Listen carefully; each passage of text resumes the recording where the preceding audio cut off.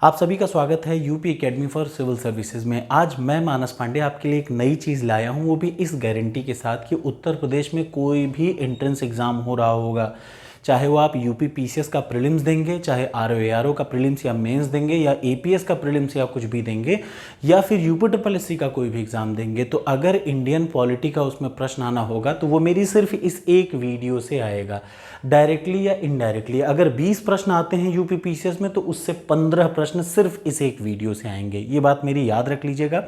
और इस वीडियो को एक नहीं 10 बार आपको कान में लगा के सुनना है। क्यों? क्योंकि देखिए, सामने कोई नहीं पढ़ता, लेकिन अगर आप किसी चीज़ को 10 बार सुन लें तो आप उसको रट लेंगे, आपको अपने आप वो याद हो जाएगा। और ये गारंटी है मेरी कि आप इसको ध्यान से कंप्लीट करिए। आपका यूपी पीसीएस में विथ टारगेट बता रहा हूँ, मैं विथ रिकॉर्ड बता रहा हूँ कि जैसे ही आरओ की परीक्षा होगी उसी शाम को यही वीडियो मैं फिर से चलाऊंगा और एक एक प्रश्न दिखाऊंगा कि डायरेक्टली या इनडायरेक्टली इसी एक वीडियो से है। परेशान मत होइएगा। इसकी पीडीएफ आप सभी के पास है, टॉपर्स कोड पे मैंने फ्री ऑफ कॉस्ट डाली है। चूंकि ये बड़ा ज़रूरी है। क्यों? क्योंकि सुनने से चीज़ें ज़्यादा याद होती हैं। याद रखिएगा, सुनने से ही चीज़ें ज़्यादा याद होती हैं, वैसे आपको याद नहीं होंगी। ठीक, तो ये इंडियन पॉलिटी के लगभग 1100 प्रश्नों का इकलौता वीडियो है। इसको अपलोड होने में थोड़ा टाइम लगेगा, लेकिन आप याद रखिए ये वीडियो पूरा बन जाता है और आप इसको पूरा 10 बार देख लेते हैं तो एक भी प्रश्न आपका गड़बड़ नहीं होगा। तो चलिए शुरुआत करते हैं एकदम टॉपिक वाइज। सबसे पहले हिस्टोरिकल बैकग्राउंड से हम लोग स्टार्ट करते हैं। हर प्रश्न को मैं बताऊंगा, क्वेश्चन बताऊंगा, फिर उसका एक्सप्लेनेशन बताऊंगा। ठीक है, हिस्टोरिकल बैकग्राउंड या भारत में संवैधानिक विकास कैसे हुआ। तो पहला प्रश्न है, किस अधिनियम के द्वारा अखिल भारतीय संघ प्रस्तावित किया गया था।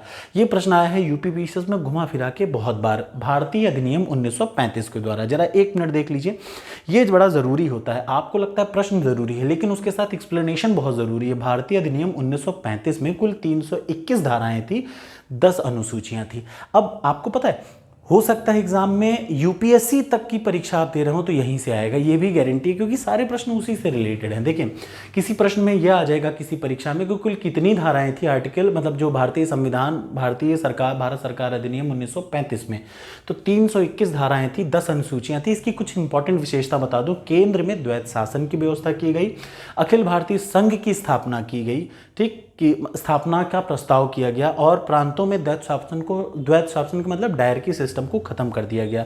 प्रांतीय विधानमंडलों का विस्तार किया गया। प्रांतों में 11 में से 6 राज्यों में द्विसदनात्मक व्यवस्था। याद रखिए, कभी प्रश्न पूछ लेता है कि द्विसदनात्मक व्यवस्था किस भारतीय शासन अधिनियम के तहत की गई, तो 1935 के तहत। प्रांतों में मताधिकार का विस्तार किया गया, हरिजनों या फिर एससी कैटेगरी को इसमें इन्वॉल्व कर दिया गया। वर्मा को भारत से अलग इसी अधिनियम के तहत किया गया। एक और अलग बात, एक संघीय न्यायालय की स्थापना 1937 में, रिजर्व बैंक ऑफ इंडिया की स्थापना की गई। अगला, शक्तियों का विभाजन 3 स्थितियों में किया गया, संघ सूची, राज्य सूची और समवर्ती सूची। अवशिष्ट मतलब जो बची हुई सूचियां थी, जो बची हुई शक्तियां थी, वो गवर्नर जनरल के पास थी। अगला प्रश्न नंबर 2, किसमें भारतीय संघवाद को सहकारी संघवाद कहा है। ये बहुत बार यूपी पीसीएस में पूछ रखा है, याद रखिएगा।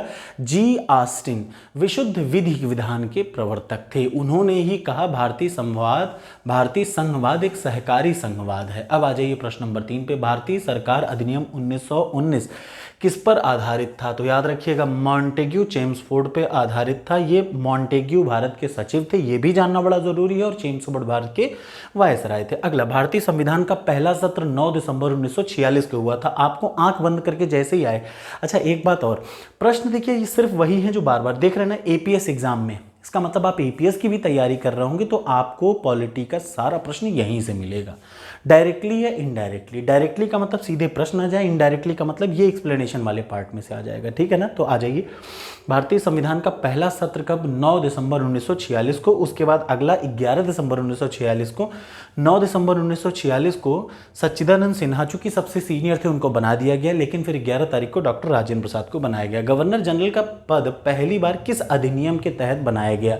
ये बड़ा जरूरी है, 1973 का रेगुलेटिंग एक्ट, उसके तहत बंगाल के गवर्नर को बंगाल का गवर्नर जनरल कहा गया। इसके तहत हेस्टिंग क्या है, वॉरेन हेस्टिंग क्या बनेंगे, बंगाल के पहले गवर्नर जनरल बनाए गए। और 1833 में क्या हुआ था ये भी जान लीजिए, बंगाल के गवर्नर जनरल को भारत का क्या गवर्नर जनरल कहा गया। इसका मतलब बंगाल का गवर्नर जनरल कब बना? 1773 में। कौन बना? Warren Hastings. और वही जो बंगाल का गवर्नर जनरल था उसको भारत का गवर्नर जनरल 1833 में बनाया गया, और वो बना पहला क्या, लॉर्ड विलियम बेंटिक। अगला आ जाइए, किस अधिनियम के द्वारा कलकत्ता में सुप्रीम कोर्ट की स्थापना की गई? यही 1773 के द्वारा सर्वोच्च न्यायालय, मतलब सर्वोच्च न्यायालय रेगुलेटिंग एक्ट के तहत कब की गई? 1774 में स्थापना की गई। ठीक, किस अधिनियम के तहत? 1773। और कब की गई? 74 में। मार्ले मिंटो सुधार 1909 का प्रावधान कौन सा नहीं था? याद रखिएगा। विधान परिषदों के आकार में वृद्धि था, बिल्कुल था। केंद्रीय विधान परिषदों में सरकारी बहुमत, बिल्कुल था। सांप्रदायिक पृथक निर्वाचन, बिल्कुल था। अच्छा देखिए, इसको कहते हैं एलिमिनेशन राउंड। एलिमिनेट ऐसे किया जाता है, ये था टिक किया, ये था टिक किया, ये था टिक किया, ये स्थान नहीं। ये गलत नेगेटिव टर्म लग रहा है, ये वैसे भी नहीं है, ठीक है ना। अगला आ जाइए, निम्न में से कौन से अधिनियम ने ब्रिटेन में एक ऐसे नियंत्रण बोर्ड की स्थापना का प्रावधान किया जिसके माध्यम से ब्रिटिश सरकार भारत में ईस्ट इंडिया कंपनी के दीवानी, सैनिक, राजस्व संबंधित सभी मामलों पर नियंत्रण रख सके? तो 1784 का पिट्स इंडिया एक्ट। इसने क्या कर दिया?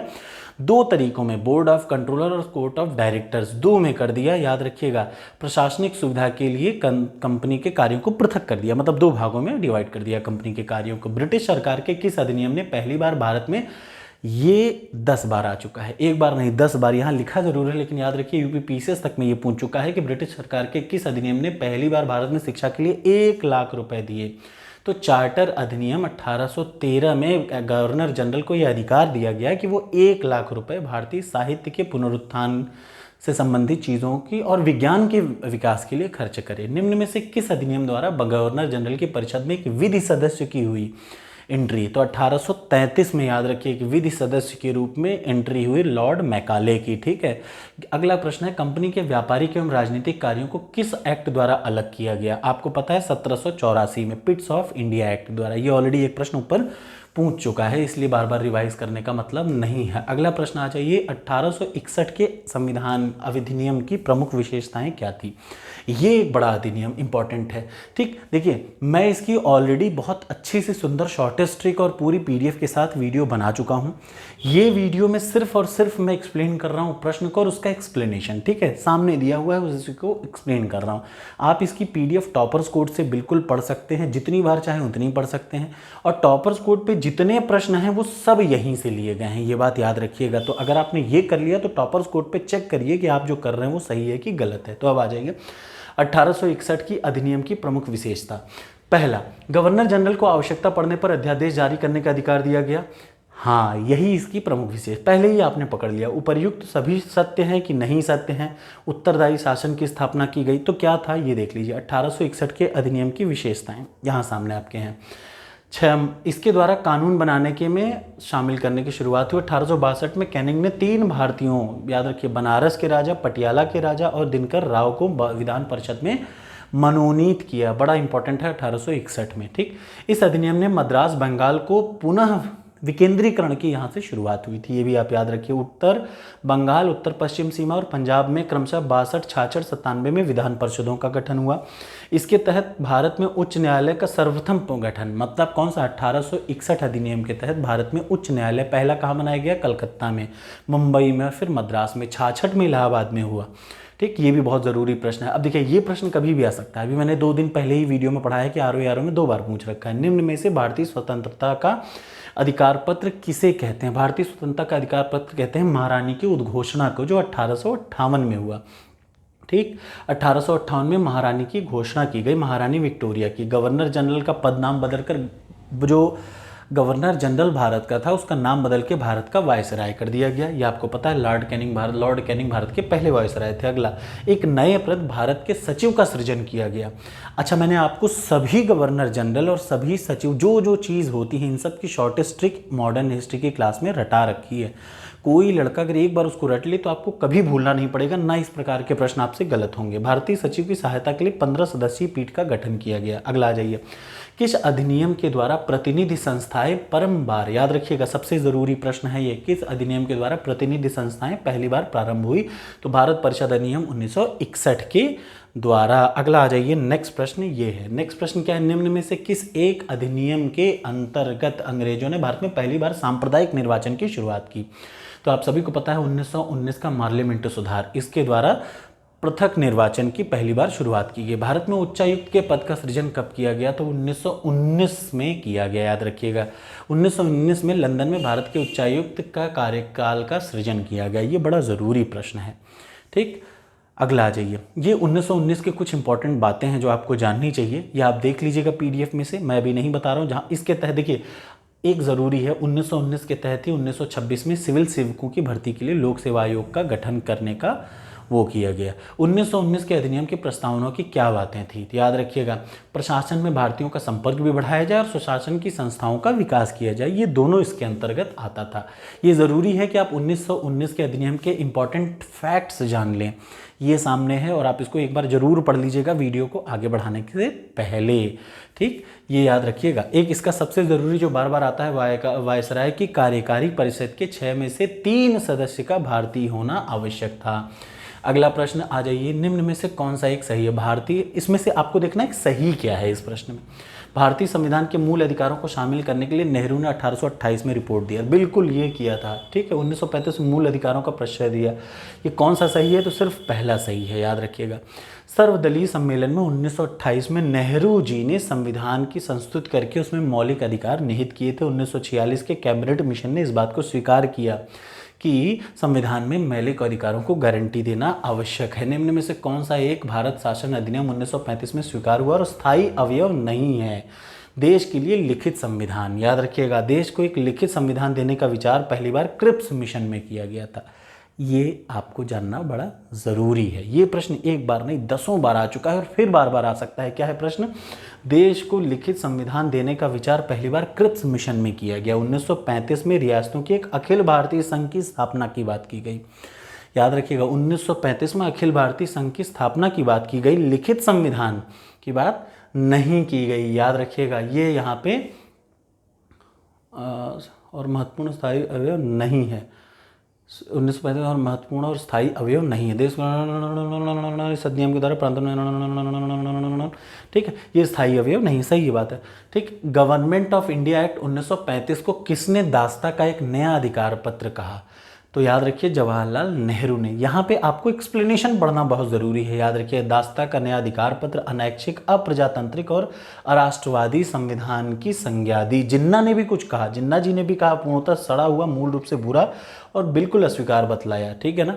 ये अगला प्रश्न ये सामने है आपके, ब्रिटिश संसद ने भारतीय स्वतंत्रता अधिनियम कब पारित किया? तो याद रखिए जुलाई 1947 में। भारतीय स्वतंत्रता विधेयक 4 जुलाई 1947 को ब्रिटिश संसद में रखा गया, 18 जुलाई को पारित कर दिया गया और सम्राट के हस्ताक्षर के पश्चात उसी दिन से अधिनियम प्रवर्तन में आ गया। इसका मतलब याद रखिएगा, भारतीय स्वतंत्रता विधेयक 18 जुलाई को पारित कर दिया गया था। अगला, जवाहरलाल नेहरू जी के नेतृत्व में अंतरिम सरकार का गठन कब हुआ? तो याद रखिए सितंबर में, 2 सितंबर 1946 को अंतरिम सरकार का गठन कर दिया गया। ये बहुत ज़रूरी है जानना। क्या? अंतरिम सरकार का गठन 2 सितंबर 1946 को पंडित जवाहरलाल नेहरू के अंतर्गत हुआ, लेकिन 28 अक्टूबर 1946 को मुस्लिम लीग के 5 सदस्यों को शामिल किया गया और उसका पुनर्गठन किया गया। गठन कब किया गया? 2 सितंबर को, और मुस्लिम लीग के 5 सदस्यों को मिलाया गया तो क्या हुआ? पुनर्गठन हुआ। अगला, मैच दी कॉलम का प्रश्न है, देख लीजिए।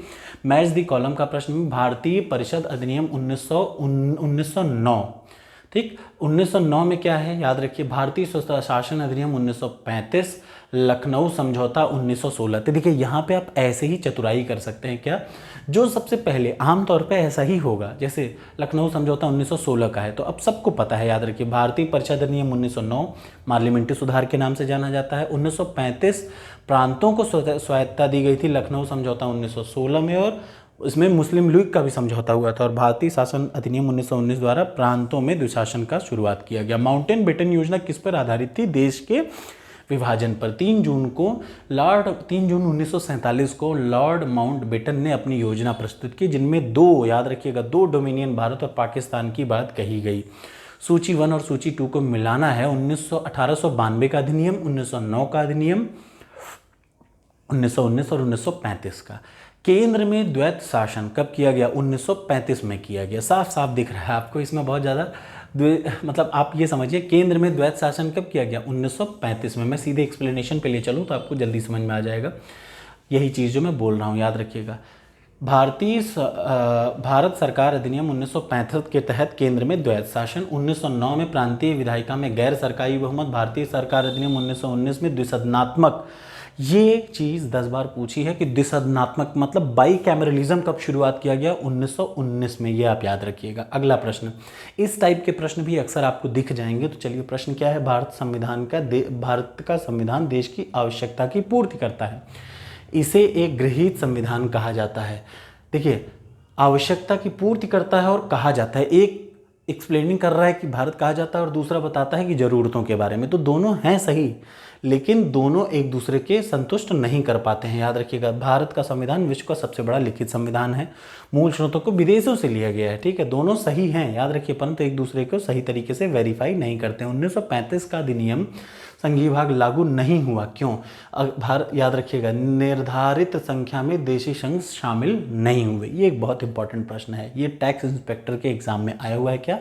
अच्छा, आपको लगता होगा कि प्रश्न कहाँ से आते हैं? यही प्रश्न आते हैं और आपको झटके में दिखेगा और आपसे सही हो जाएगा। और नहीं पढ़ा होगा आपने, सोचिए, आप पढ़ते पढ़ते 20 बार पढ़ लीजिए, कोई फ़र्क नहीं पड़ता। लेकिन वीडियो इतनी इंपॉर्टेंट चीज़ है कि 4 बार अगर वीडियो को देख लेंगे तो आपको चीज़ें रट जाएंगी। तो अगला आ जाइए, भारत सरकार अधिनियम 1935 का है, ये लागू संघीय भाग क्यों नहीं लागू हुआ? भारत सरकार अधिनियम 1935 में ये अधिकथित शामिल था कि आधे राज्य भारतीय संघ में शामिल होने के सहमत हों तो भारत को एक संघ बनाया जा सकता है। लेकिन जो देसी रियासतें थी, उन्होंने देसी राज्य में शामिल नहीं हुए। 1945 लागू नहीं, क्योंकि निर्देशी रियासतों ने शामिल होने से इनकार कर दिया। याद रखिएगा, संघीय भाग क्यों नहीं लागू हुआ? क्योंकि देशी रियासतों ने शामिल होने से इनकार कर दिया। अगला, भारत को एक संविधान देने का प्रस्ताव कब पारित किया गया? 22 जनवरी 1947 को। याद रखिए, 13 दिसंबर को नेहरू जी ने क्या किया? उद्देश्य प्रस्ताव किया। 22 जनवरी को संविधान सुधार द्वारा भारत को एक संविधान देने का प्रस्ताव पारित किया गया। भारत एक लोकतांत्रिक गणराज्य। अब ये बड़ा इंपॉर्टेंट प्रश्न है कि यूपीएससी जीआईसी में आया है, बट ये आ सकता है फिर, क्योंकि बड़ा इंपॉर्टेंट प्रश्न दिख रहा है मुझे, ऐसा ही प्रश्न आजकल आता है। भारत एक लोकतांत्रिक गणराज्य है, सही है कि गलत, ये आपको समझना है, ठीक।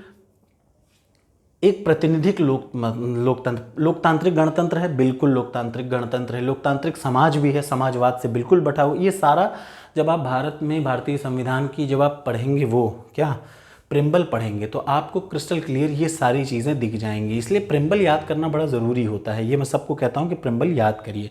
अब जरा इंपॉर्टेंट चैप्टर नंबर 2, संविधान सभा का गठन पे संबंधित प्रश्न कौन कौन से हैं ये देख लीजिए। संविधान सभा का परामर्शदाता कौन था? BN राव साहब थे। 11 दिसंबर को, याद रखिएगा, 11 दिसंबर को डॉक्टर राजेंद्र प्रसाद को स्थायी अध्यक्ष तथा BN राव को संवैधानिक परामर्शदाता, सलाहकार थे। सलाहकार का मतलब परामर्शदाता BN राव साहब थे।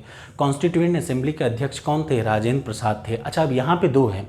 जब 9 दिसंबर 1946 को बना पहली बार, तो सबसे सीनियर सच्चिदानंद सिन्हा जी को बनाया गया, लेकिन 2 ही दिन बाद दोबारा जब मीटिंग बिठा ली गई तो चयन किया गया डॉक्टर राजेंद्र प्रसाद का, ठीक है। इस टाइप के प्रश्न यूपी PCS में बहुत आते हैं और RO में भी अक्सर आ सकते हैं, इसलिए आपको इसको तैयार करना है कि इसको सही दिशा में, सही काल के अनुसार मैच करिए। प्रारूप समिति की नियुक्ति, भारतीय संविधान पारित हुआ, संविधान के लागू होने की तिथि, संविधान सभा की पहली बैठक। तो ये है, देखिए, भारतीय संविधान सभा की पहली बैठक हुई 9 दिसंबर 1946 को। प्रारूप समिति की नियुक्ति हुई 19 अगस्त 1947 को। भारतीय संविधान पारित कब हुआ? 26 नवंबर 1949 को। संविधान के लागू होने की तिथि कब थी? 26 जनवरी 1950 को। इसलिए ये सीक्वेंस आपको रटे रहना है। 1946, ये सब मैं आपको पढ़ा चुका हूँ, कुछ छोड़ा नहीं मैंने। 1946 में गठित संविधान सभा के बारे में कौन सा कथन सत्य है? सभी सदस्य भारतीय राष्ट्रीय कांग्रेस मुस्लिम से मनोनीत किए गए थे। नहीं, ये पूरा नहीं सही है, ठीक। दूसरा, सभी सदस्य ब्रिटिश सरकार द्वारा मनोनीत। नहीं। तीसरा, अधिकतर सदस्य प्रांतीय विधानसभाओं द्वारा निर्वाचित किए गए थे। ये बिल्कुल सही है। भारतीय संविधान सभा की अंतिम बैठक की सही तिथि 24 जनवरी 1950। ये 10 बार पूछ रखा है, याद रखिएगा। भारतीय संविधान, ये देखिए कितनी बार आया है, ये देख रहे हैं ना, इसके पिछले भी देख लीजिए, बहुत बार आ रखा है, याद रखिए, ये आपको जानना ज़रूरी है। संविधान, अच्छा देखिए, प्रश्न से ज़्यादा उसका एक्सप्लेनेशन ज़रूरी है। पहली बैठक 9 दिसंबर 1946 को हुआ। कुल 11 अधिवेशन हुए। इसके बाद याद रखिए, कुल कितने अधिवेशन हुए? 11 अधिवेशन। और जो 12वां बैठक बनाई गई वो अंतिम बैठक थी 24 जनवरी 1950 को। इसी दिन संविधान पर अंतिम रूप से हस्ताक्षर किया गया। इसका मतलब 11 अधिवेशन और 12वीं बैठक में आखिरी बैठक, ठीक है। भारत का पहला राष्ट्रपति यहीं पे चुना गया, कि इसको राजेंद्र प्रसाद को। संविधान पूर्ण रूप से 26 जनवरी को लागू हुआ। संविधान सभा का गठन किया गया था कैबिनेट मिशन कितनी बार आया है, देखिए 1 2 3 4 5 6, ये बहुत बार आया है। संविधान सभा का गठन किया गया कैबिनेट मिशन योजना के तहत, याद रखिएगा। 24 मार्च 1946 को कैबिनेट क्या हुआ, मिशन के अंतर्गत किया गया। ये मिशन 24 मार्च 1946 को दिल्ली पहुंचा, अपनी योजना 16 मई को प्रस्तुत की, और इसी के तहत क्या हुआ, यहाँ पे याद रखिएगा मंत्रिमंडल मिशन की सिफारिश थी कि संविधान सभा में प्रांतों का प्रतिनिधि जनसंख्या के आधार पर, जिनमें 10 लाख पर एक प्रतिनिधि, 10 लाख जनसंख्या पर एक प्रतिनिधि हो। कैबिनेट मिशन द्वारा अंतरिम सरकार में कुल कितने सदस्य थे, 14 सदस्य थे। अंतरिम सरकार में कुल कितने सदस्य थे, 14 सदस्य, जिसमें कैबिनेट मिशन द्वारा लॉर्ड माउंटबेटन अध्यक्ष थे, जिसमें जवाहरलाल नेहरू उपाध्यक्ष थे। इसके अलावा 13 अन्य सदस्य थे। ठीक है, तो कुल कितने सदस्य थे, तो याद रखिए 14 सदस्य थे। अध्यक्ष कौन थे, लॉर्ड माउंटबेटन। 13 अन्य सदस्य थे। ठीक है, इसकी घोषणा, अंतरिम सरकार की घोषणा 24 अगस्त 1946 को की गई थी। कैबिनेट मिशन में भारत के लिए प्रस्तावित किया गया था क्या, कमजोर केंद्र सहित संघात्मक सरकार। अगला, कौन संविधान सभा का एक गैर कांग्रेसी, ये कम से कम 4 बार पूछ रखा है, गैर कांग्रेसी सदस्य कौन था संविधान सभा का, अंबेडकर साहब थे। ठीक है, अंबेडकर साहब गैर कांग्रेसी सदस्य थे। अगला, निम्न में से कौन से दल का प्रतिनिधित्व भारत की संविधान निर्मात्री सभा में नहीं था, याद रखिएगा लिबरल पार्टी का भारतीय संविधान में कोई प्रतिनिधित्व नहीं था। भारतीय संविधान सभा के पहले दिन के अधिवेशन की अध्यक्षता किसने की, सच्चिदानंद सिन्हा जी ने की, क्योंकि सबसे सीनियर वही थे। संविधान सभा की प्रांतीय संविधान समिति का अध्यक्ष कौन था, सरदार पटेल जी थे। यहाँ पे आपके सामने सभी समितियों के बारे में 8 कुल थी, 8 प्रमुख समितियाँ थी, जिनके बारे में देख लीजिए। नियम समिति राजेंद्र प्रसाद जी, संचालन समिति राजेंद्र प्रसाद जी, राज्यों के लिए समिति नेहरू जी, प्रारूप समिति भीमराव जी, सलाहकार सरदार वल्लभ भाई पटेल थे। इस समिति की 2 उप समितियाँ भी थी, मूल अधिकार की उप समिति, ये बहुत बार आती है, मूल अधिकार उप समिति कृपलानी जी, अल्पसंख्यक की मुखर्जी जी, संघ शक्ति की नेहरू जी, संघ संविधान समिति की नेहरू जी, प्रांतीय संविधान की वल्लभ भाई पटेल जी। संविधान सभा का संवैधानिक सलाहकार किसे किया गया, BN राव साहब को किया गया।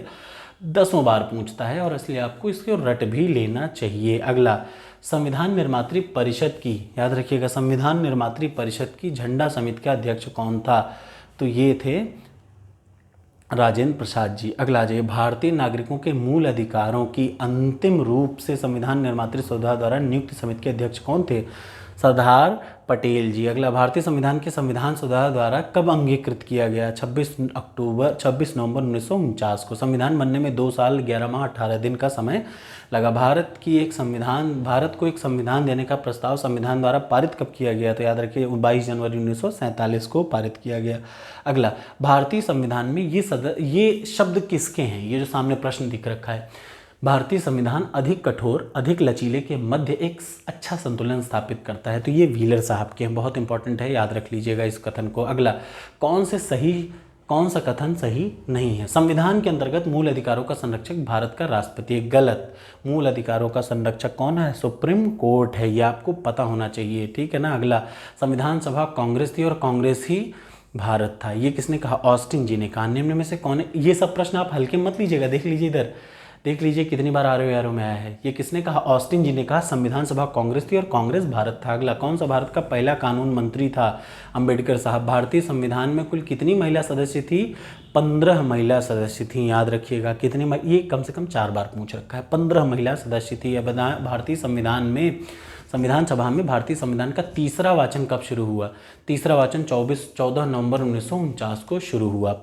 याद रखिएगा यहाँ पे 14 नवंबर 1949 को। संविधान पर विदेशी, सबसे ज़रूरी बात, विदेशी प्रभाव।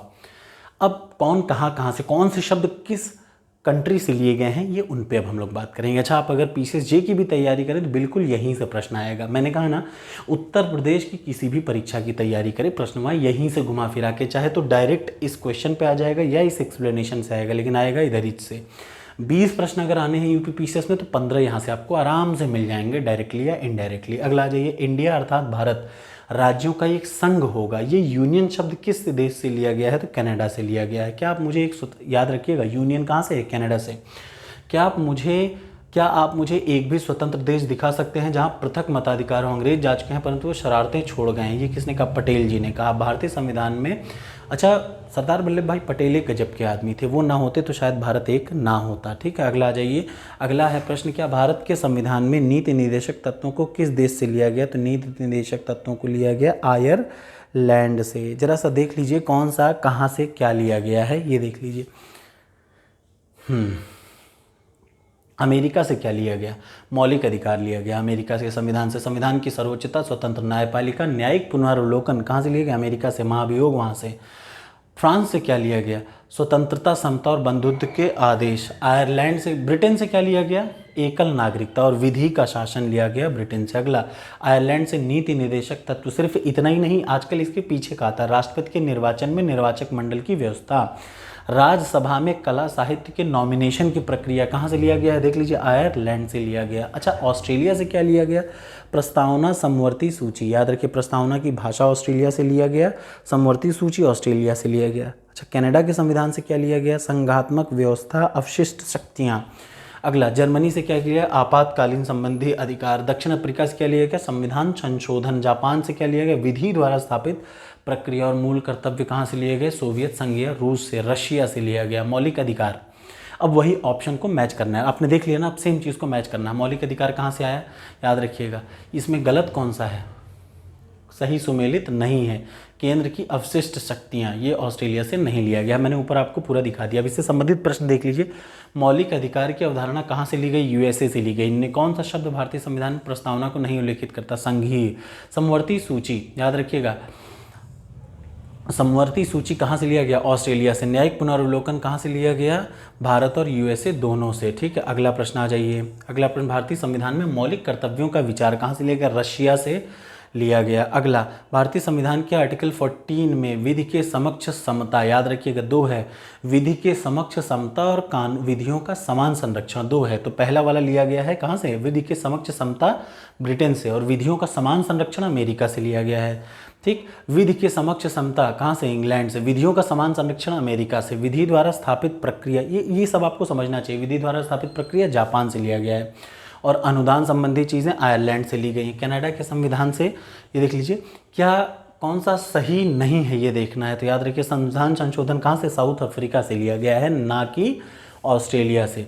समानता, ये सारी चीज़ें बड़ी ज़रूरी हैं, आपने एक बार पढ़ लिया तो देखिए, निम्न में से कौन सा भारतीय संविधान के अनुसार सबसे ज़्यादा सर्वोच्च क्या है, संविधान से सर्वोच्च कुछ भी नहीं। भारतीय संविधान के आधारभूत संरचना के सिद्धांत का क्या मतलब है, संविधान के कुछ लक्षण इतने अनिवार्य हैं कि आप उन्हें संशोधित नहीं कर सकते, इसका चौथा पार्ट सही होगा। ठीक, यहाँ पे देख लीजिए, प्रस्तावना से संबंधित प्रश्न बड़ा ज़रूरी है, ये प्रश्न बड़ा ज़रूरी है क्योंकि प्रस्तावना से संबंधित प्रश्न ज़रूर आता है, तो ये देख लीजिए। अच्छा, हर टॉपिक से एक एक प्रश्न मान के चलिएगा। निम्न में घटनाओं पर विचार करिए और सही कालक्रम में व्यवस्थापित करिए। सबसे पहला, बेरुमबारी केस 1960 का है, सज्जन सिंह केस 65 का है, गोलकनाथ 67 का और केशवानंद 73 का केस है, ये आपको पता होना चाहिए। सहयोगी कोऑपरेटिव फेडरलिज्म या सहयोगी सहकारी संघवाद या कोऑपरेटिव फेडरलिज्म किसने किया था, ये किसने कहा था, ऑस्टिन जी ने पहली बार कहा था, तो ये आपको रट लेना है, सहयोगी संघवाद। अगला आ जाइए, नेक्स्ट, भारतीय संविधान में कौन सर्वोच्च है, संविधान सर्वोच्च है। भारतीय संविधान में कौन से भाग शक्ति में सामाजिक क्रांति के प्रति निर्माताओं की प्रतिबद्धता को करते हैं, तो प्रस्तावना, मूलभूत अधिकार और नीति निर्देशक तत्व। याद रखिए, भारतीय पंचांग कब स्वीकार किया गया, बहुत इंपॉर्टेंट है, 22 मार्च 1957 को। इसको लोग नहीं पढ़ते, लेकिन ये एग्जाम में आ जाए तो आप कहेंगे यार ये क्या मजाक है, ऐसा प्रश्न क्यों आ गया, क्योंकि ये प्रश्न आया हुआ है, याद रखिएगा, ये प्रश्न ऑलरेडी आया हुआ है, that's why it can again come. ठीक, 22 मार्च को ये यूपीएससी का प्रश्न है कि याद रखिए, ये यूपीएससी में प्रीलिम्स में प्रश्न आया था कि नया वर्ष हिंदी पंचांग के अनुसार से कब से शुरू होता है, याद रखिएगा, आमतौर पे 22 मार्च से, लेकिन लीप वर्ष में 21 मार्च को शुरू होता है। निम्न में से कौन सा भारत के संविधान की प्रस्तावना में वर्णित नहीं है, आर्थिक स्वतंत्रता भारत में नहीं है। आपको प्रस्तावना जरूर पढ़ लेनी चाहिए कभी भी कुछ करने से पहले। ACFRFO देख रहे हैं कितनी बार आया है। भारत के सर्वोच्च न्यायालय ने प्रस्तावना को संविधान का भाग कब नहीं बताया, बेरुमबारी केस में, याद रखिएगा, बेरुमबारी केस में नहीं बताया। आपको इसके एक्सप्लेनेशन के लिए मेरी वीडियो देखनी हो, यूपीपीएससी की पूरी इंडियन पॉलिटी की वीडियो मैंने बना रखी है, कृपया उसको जाइए, पूरा एक्सप्लेनेशन देखिए, वो M लक्ष्मीकांत का बेस्ट है। अगर आपको इससे संबंधित टेस्ट सीरीज, इन्हीं प्रश्नों को संबंधित टेस्ट सीरीज लगाना हो तो टॉपर्स कोड पे जाइए, एंड्रॉयड एप्लीकेशन है, लिंक नीचे डिस्क्रिप्शन बॉक्स में। बिंदास टॉपर्स कोड पे 40 फ्री टेस्ट हैं और मैं गारंटी दे रहा हूँ कि उससे बाहर प्रश्न नहीं आता। 60-70 प्रश्न यूपीपीसीएस के वहीं से आएंगे। ऐसा एक सब्जेक्ट का ये मैं पढ़ा रहा हूँ, ऐसे हर सब्जेक्ट का मैंने डाल रखा है। तो चलिए, संविधान की प्रस्तावना का विधिक स्वरूप क्या है, याद रखिएगा, प्रस्तावना को लागू नहीं किया जा सकता किसी भी कोर्ट में, ये क्या नहीं है, इसको कहीं किसी भी कोर्ट में वो नहीं प्रवर्तित नहीं किया जा सकता है, लागू नहीं कराया जा सकता। किस वर्ष से भारत के संविधान की प्रस्तावना में 2 शब्द समाजवादी और पंथ निरपेक्ष जोड़े गए? तो याद रखिएगा 1976 में 2 शब्द जोड़े गए, समाजवादी, 3 शब्द जोड़े गए, एक्चुअली 2 शब्द नहीं जोड़े गए, समाजवादी, धर्मनिरपेक्ष और अखंडता। कभी कभी इसको पंथ निरपेक्ष भी कह देते हैं। और ये प्रश्न कुल कितनी बार आया है ये भी देख लीजिए, ये 75वें नंबर का प्रश्न है और ये लगभग आया है 10 से 11 बार आया है, तो बार बार ज़रूरी है, इसका मतलब फिर आ सकता है। भारत के संविधान से संबंधित निम्न कथनों को ध्यान दीजिए। संपूर्ण शक्ति का मूलभूत स्रोत जनता है, ये सही है कि गलत है? याद रखिएगा यहाँ पे क्या है, सही है। कौन सा? सभी भारत में, याद रखिए भारतीय संविधान का मूल स्रोत क्या है? We the people of India, हम भारत के लोग। तो सभी शक्तियों का स्रोत क्या है? जनता। अगला क्या सही है? लोग भारतीय संघों की कृति है, गलत। भारत एक राज्यों का संघ है, राज्यों की कृति नहीं है। भारत संघ पहले बना, फिर उसको एडमिनिस्ट्रेशन के लिए छोटे छोटे राज्यों में डिवाइड किया गया, इसलिए दूसरा गलत है। तो क्या सही हो जाएगा? 1, 3, 4 अपने आप सही हो जाएगा। चलिए आ जाइए, जब दूसरा गलत है तो इसका मतलब 3 ऑप्शन गड़बड़। देखिए ऐसे ही इसको छांटा जाता है। अगला प्रश्न आ जाइए, ये जो सामने आपके दिख रहा है, भारत के संविधान की प्रस्तावना में ये सब जो स्वतंत्रता भातृत्व का है उसी में करिए, याद रखिएगा, इसको एक सीक्वेंस में लगा। अच्छा आप देखिए, अगर आपको प्रस्तावना रटी है तो आपका एक प्रश्न जरूर सही हो जाएगा, इसमें कोई दो राय नहीं, चाहे आप पीसीएस देंगे चाहे आरओ देंगे। ये मैं कह रहा हूँ तो आप समझिए क्या रखा है, न्याय, स्वतंत्रता, समानता, भ्रातृत्व। मैंने आपको रटाया था ना, we the people of India having solemnly resolved to constitute India, triple SDR और JLF। एक सीक्वेंस में मैंने आपको रटाया है, वीडियो जरूर देख लीजिएगा, नहीं देखा हो शॉर्ट स्ट्रिक में है, आपको ज़्यादा लोड नहीं लेना पड़ेगा। 3, 5, 2, 1, 3, 5, 2, 1 का मतलब सामाजिक, आर्थिक, राजनीतिक न्याय है पहले, फिर 5 स्वतंत्रता है, 2 समानता और भ्रातृत्व है। भारत की संप्रभुता के संबंध में कौन सा कथन सही है? भारत राष्ट्रमंडल का सदस्य है, बिल्कुल सही है। राष्ट्रमंडल की सदस्यता के कारण भारत की संप्रभुता कम हो जाती है, ये बिल्कुल गलत है। ठीक है, इसलिए केवल ऑप्शन 1 इसका सही है। भारत इसका सदस्य है, लेकिन इससे भारत की ये बाध्यकारी नहीं है, भारत जब चाहे इसको छोड़ सकता है। याद रखिए, भारत संविधान के निर्माण से संबंधित कौन सा कथन सही है? तो याद रखिएगा, पंडित जवाहरलाल नेहरू के उद्देश्य प्रस्ताव को जो संविधान द्वारा स्वीकार किया, संविधान के निर्माण पर असर था, बिल्कुल था। ठीक। अगला, उद्देशिका बहुत महत्वपूर्ण है, बिल्कुल भारतीय संविधान के उद्देश्य को बताती है। संविधान को भारत के लोगों ने आदेशित किया, आदेशित नहीं किया, आत्मार्पित किया। याद रखिएगा, आत्मार्पित, स्वयं को क्या किया? गिफ्ट कर दिया। राज्य के मुखिया को लोग प्रत्यक्ष रूप से निर्वाचित करते हैं, गलत। अच्छा, आदेशित का मतलब आत्मार्पित, खुद को दिया, खुद को आदेशित कर दिया, सही है।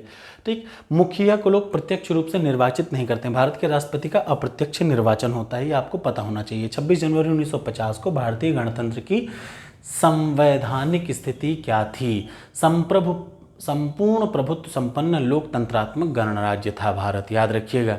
ठीक है, ये 26 जनवरी 1950 की स्थिति थी। समाजवादी, पंथ निरपेक्ष और अखंडता कब जोड़ा गया? 42वां संविधान संशोधन 1976 के द्वारा, याद रखिएगा। शब्दावली आपको ये तब याद रहेगी जब आपको क्या याद रहेगा? प्रस्तावना याद रखिएगी। आ जाइए अगले प्रश्न पे, किस वाद में उच्चतम न्यायालय ने उद्देशिका संविधान का भाग है ये कहा गया? याद रखिए, Bombay versus union of India. ये बड़े इंपॉर्टेंट प्रश्न होते हैं, किस में कहा गया, कौन से केस में कहा गया, ये केसेस बड़े ज़रूरी हैं। भारत के संविधान में उद्देशिका का विचार लिया गया कहाँ से? USA के संविधान से लिया गया। भारतीय संविधान का कौन सा भाग संविधान की आत्मा कहलाता है? तो याद रखिए, उद्देशिका जो है वो भारतीय संविधान की आत्मा कहलाती है। आर्टिकल 32 के तहत कौन सा, इन पे विचार करिए, कौन सा सही है? एक लोकतांत्रिक, देखिए वही सेम प्रश्न यहाँ दोबारा आया। भारत एक कल्याणकारी राज्य है, बिल्कुल सही है। भारत लोकतांत्रिक समाज है, बिल्कुल है। प्रभुत्ता संपन्न राज्य है, सही है। लोकतांत्रिक राज्य व्यवस्था है, बिल्कुल सही है। चारों सही है। ये प्रश्न पहले ही आया है, दोबारा फिर आया, इसका मतलब फिर आ सकता है। ऐसे ही प्रश्न घुमा फिरा के पूछते हैं UPPSC में, तो आपको तैयार ऐसा ही होना चाहिए। दुनिया आपको कुछ भी पढ़ा रही हो, आपको जानना ये जरूरी है कि बस आप इतने से पास होंगे, ठीक है ना। इसीलिए मैंने पूरी पॉलिटी रटाई, अब मैं पॉलिटी के बाद इसको ज़रूर पढ़ा रहा हूँ, क्योंकि अब इसको समझ में आने का आपके पास पूरा लॉजिक है। मैं आपको कॉन्सेप्ट पढ़ा चुका हूँ। अब आ जाइए, भारत के संदर्भ में धर्मनिरपेक्ष शब्द का सही अर्थ क्या है? भारत में राज्य का कोई धर्म नहीं है, यही उसका अर्थ है। इसको थोड़ा सा आपको तिरछे देखना पड़ेगा। तिरछे देखने का मतलब आपको समझ में आ जाएगा। भारत के संविधान की प्रस्तावना में जिन आदर्शों एवं उद्देश्यों की रूपरेखा दी गई है, उनकी आगे की व्याख्या की गई है क्या? मूल अधिकारों में, नीति निर्देशक तत्वों में, मौलिक कर्तव्यों में। याद रखिएगा, ये बहुत बार प्रश्न में आया है। निम्न में से कौन सा एक भारतीय संविधान का दर्शन नहीं है, तो साम्यवादी राज्य नहीं है भारत। अगला, भारत के सर्वोच्च न्यायालय ने संविधान के आधारभूत सिद्धांत को कब स्पष्ट किया? केशवानंद भारती मामले में 1973 में। ये सबसे बड़ी पीठ थी। अब आप कमेंट बॉक्स में कमेंट करिए कुल कितने लोगों की पीठ बिठा ली गई थी संविधान यही केशवानंद भारती मामले में। निम्न में से कौन सी शब्दावली भारत के संविधान में नहीं है? ठीक, बजट, ये शब्दावली भारतीय संविधान में कहीं जिक्र नहीं किया गया है इस शब्दावली का। अगला आ जाइए, भारतीय संविधान के अनुच्छेद अनुसूची विभिन्न भाग से संबंधित प्रश्न, बड़ा ज़रूरी है। कौन कौन से इंपॉर्टेंट अनुच्छेद हैं? निम्न में से अनुच्छेदों में से कौन सा समान नागरिक संहिता के बारे में कहता है? तो याद रखिए आर्टिकल 44। ये डीपीएसपी का एक पार्ट है जो कि मैं आपको रटा चुका हूँ। भारतीय संविधान की 6ठी अनुसूची में प्रदत्त स्वायत्त जिला परिषद की व्यवस्था उत्तर पूर्व किस राज्य पर लागू नहीं होती? तो नागालैंड पर राज्य नहीं होती। ठीक, अगला आ जाइए, भारतीय संविधान की, ये आप एक्सप्लेनेशन बहुत ज़रूरी है पढ़ना, जो पीडीएफ मैं आपको दूंगा या टॉपर्स कोड पे पड़ी हुई है फ्री मटेरियल पे, वो यही है। आप उसको 10 बार रटिए, समझिए, मेरी वीडियो देखिए, उसके बाद उसको देखिए। कौन से अनुच्छेद उच्चतम न्यायालय ने जीविका का अधिकार, निजता का अधिकार, सम्मान का अधिकार और सुनवाई का अधिकार रखा है? तो याद रखिएगा आर्टिकल 21 के तहत। ठीक है ना। अगला आ जाइए, सही सुमेलित करना है। ये क्या है? भारतीय संविधान के भाग 4 के अनुच्छेद 51 में मौलिक कर्तव्यों का व्याख्यान किया गया है। कौन सा अनुच्छेद में से राष्ट्रपति के क्षमादान की? आर्टिकल 72, 161। याद रखिएगा 72 के तहत राष्ट्रपति, 161 के तहत राज्यपाल। ये मैं आपको रटाए जा रहा हूँ, आपको ये जरूर पता होना चाहिए। कुल 25 भाग हैं संविधान के और 25वें भाग के एक एक भाग में क्या एक प्रश्न जरूर आता है। अनुच्छेद और भाग और अनुसूची से मिला के 1 से 3 प्रश्न आते हैं। तो पहला याद रखिए, कुछ इंपॉर्टेंट भाग आपको पता होना चाहिए, रटा होना चाहिए। जैसे भाग संविधान का मैं बता दे रहा हूँ, 15वां भाग निर्वाचन है, रट डालिए। टोटल 25 भाग हैं। ठीक, शुरुआत में जब ओरिजिनल मूल संविधान में 22 भाग थे, इस समय 25 भाग हैं, ये भी आप याद रखिएगा। मूल संविधान में 22 भाग, ठीक, जिनमें मूल संविधान का ही यहाँ पे सब कुछ पूछा जाता है आमतौर पे। तो 15वां भाग क्या है? निर्वाचन। राजभाषा क्या है? 17वां। संविधान का आपात उपबंध कब किया गया था? 18वां। और संविधान संशोधन 20वां। इसका मतलब ये बहुत इंपॉर्टेंट है, संविधान संशोधन कौन से भाग में है? आप सब रट पाएँ तो ठीक है, नहीं तो आपको कुछ आपको ज़रूर रट लेना पड़ेगा। जैसे संविधान संशोधन 20वें भाग में कहा गया है। और अगला क्या है? आपात उपबंध, इमरजेंसी की बात कहाँ की गई है? 18वें में। 17वें में राजभाषा, 15वें में निर्वाचन। ठीक है ना।